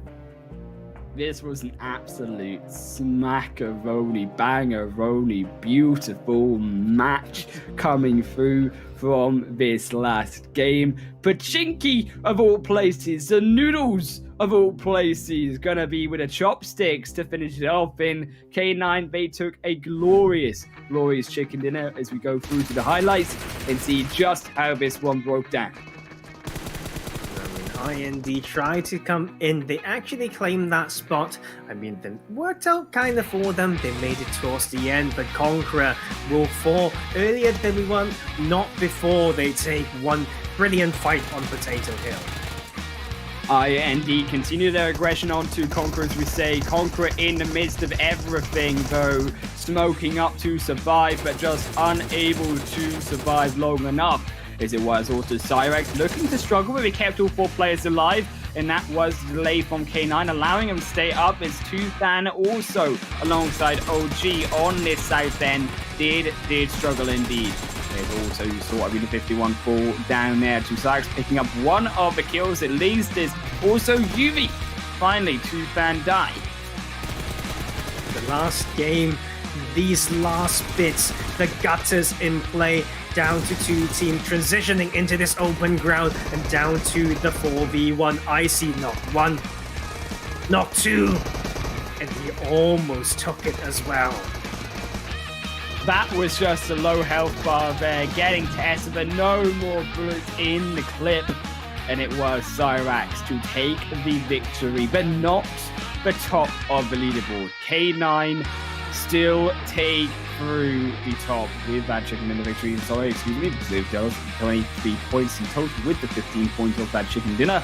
Cyrax come out in 20 points in second with those equally 8 kills, and IND in third. But Lost Wolves over Losers with those 8 to 7 points. It is all about now. Did the Lost Wolves do enough, and have they beaten them now? Because of the fact that the Lost Wolves were in 1 point behind, but did get 1 point ahead after placements, do you wonder now, are they tied, Tarzan? Oh, I don't know. I actually thought that was final, but you know what? If I want myself to be wrong for once, so I can feel more of that, tension and know how it actually reveals. So that is so crazy, but Roman, right, will lead that charge. With that DP, we see all of that command coming through and getting the win, 5 kills from this, and hype once again. Well, we've seen him up top for multiple times now, and it's just so nice to see these teams coming in. And I can't even predict damage output, because it's just really interesting series of circles.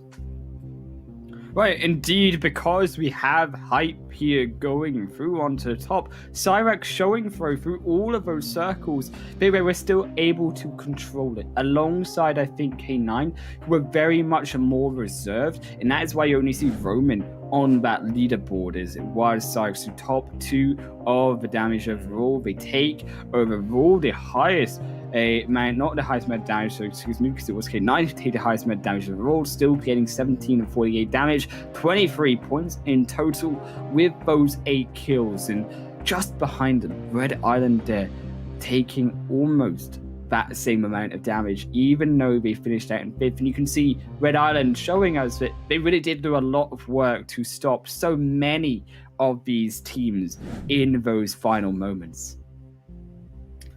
What a brilliant showing. I don't know, man. Like, sometimes you feel like you have the game set in one type of finish, like by like circle 3 or something. But this is just different. It's different also because it's Pachinki. And it's also different because it's Pachinki with its changes around it. And the last game of this stage as well. What more can we ask for? I'd say nothing. Maybe one thing, right, indeed. Which is the standings.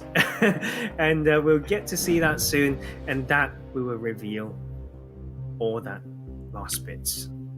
Oh, it was the placement points counted in total. That sucks so much for Lost Wolves. But the Luterers, they went up 5 places in that game to secure themselves that spot in the top 8. 4 places up for Conqueror UK towards the 77. In Arena 51 as well, edging their way in through with that brilliant better play from day number 1 of this preliminary stage. IND, Original Gangsters, K9 Esports, Red Island, and also Cyrax Esports. These rest of teams will be meeting the teams in the finals, and for reference, in the finals they will be meeting the likes of in Group A, 5 Threats, Optic Gaming, 21 Blackjack, and Comova, and also from Group B, the 4 qualifiers being Revolution Student, Darkness, Take Cover Squad, and IDN.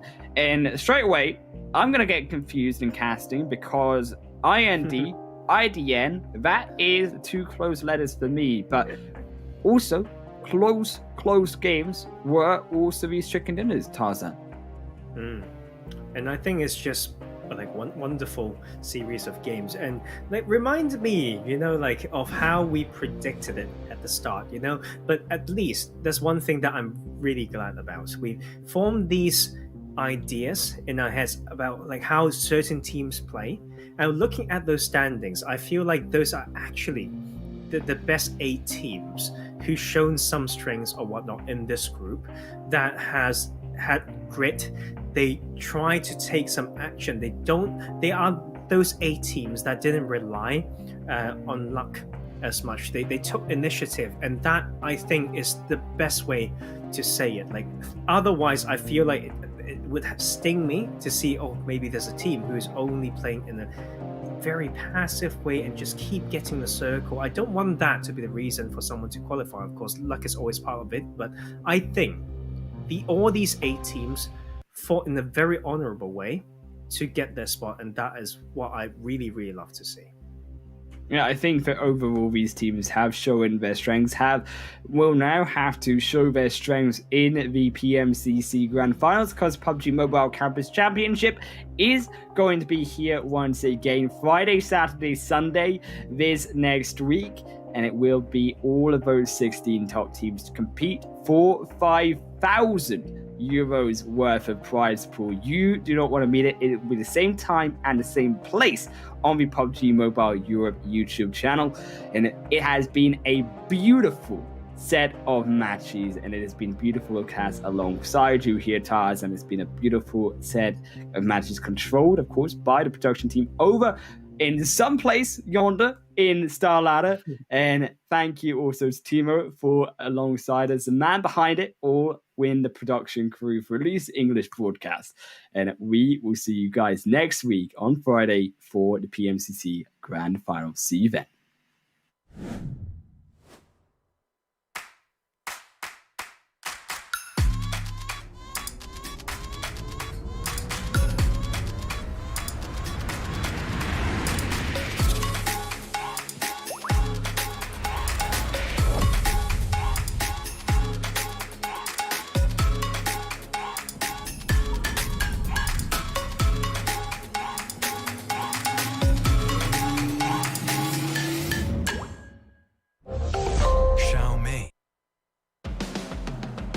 Sweet chicken.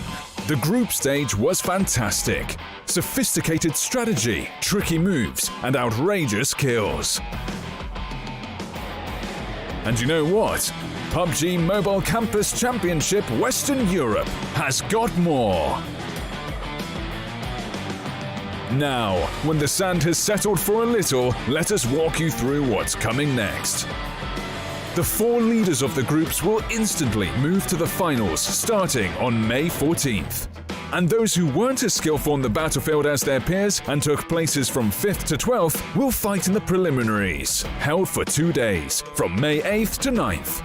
The best 8 teams from the preliminaries will have a chance to prove themselves in the finals. So, the lucky ones to hit the preliminaries are...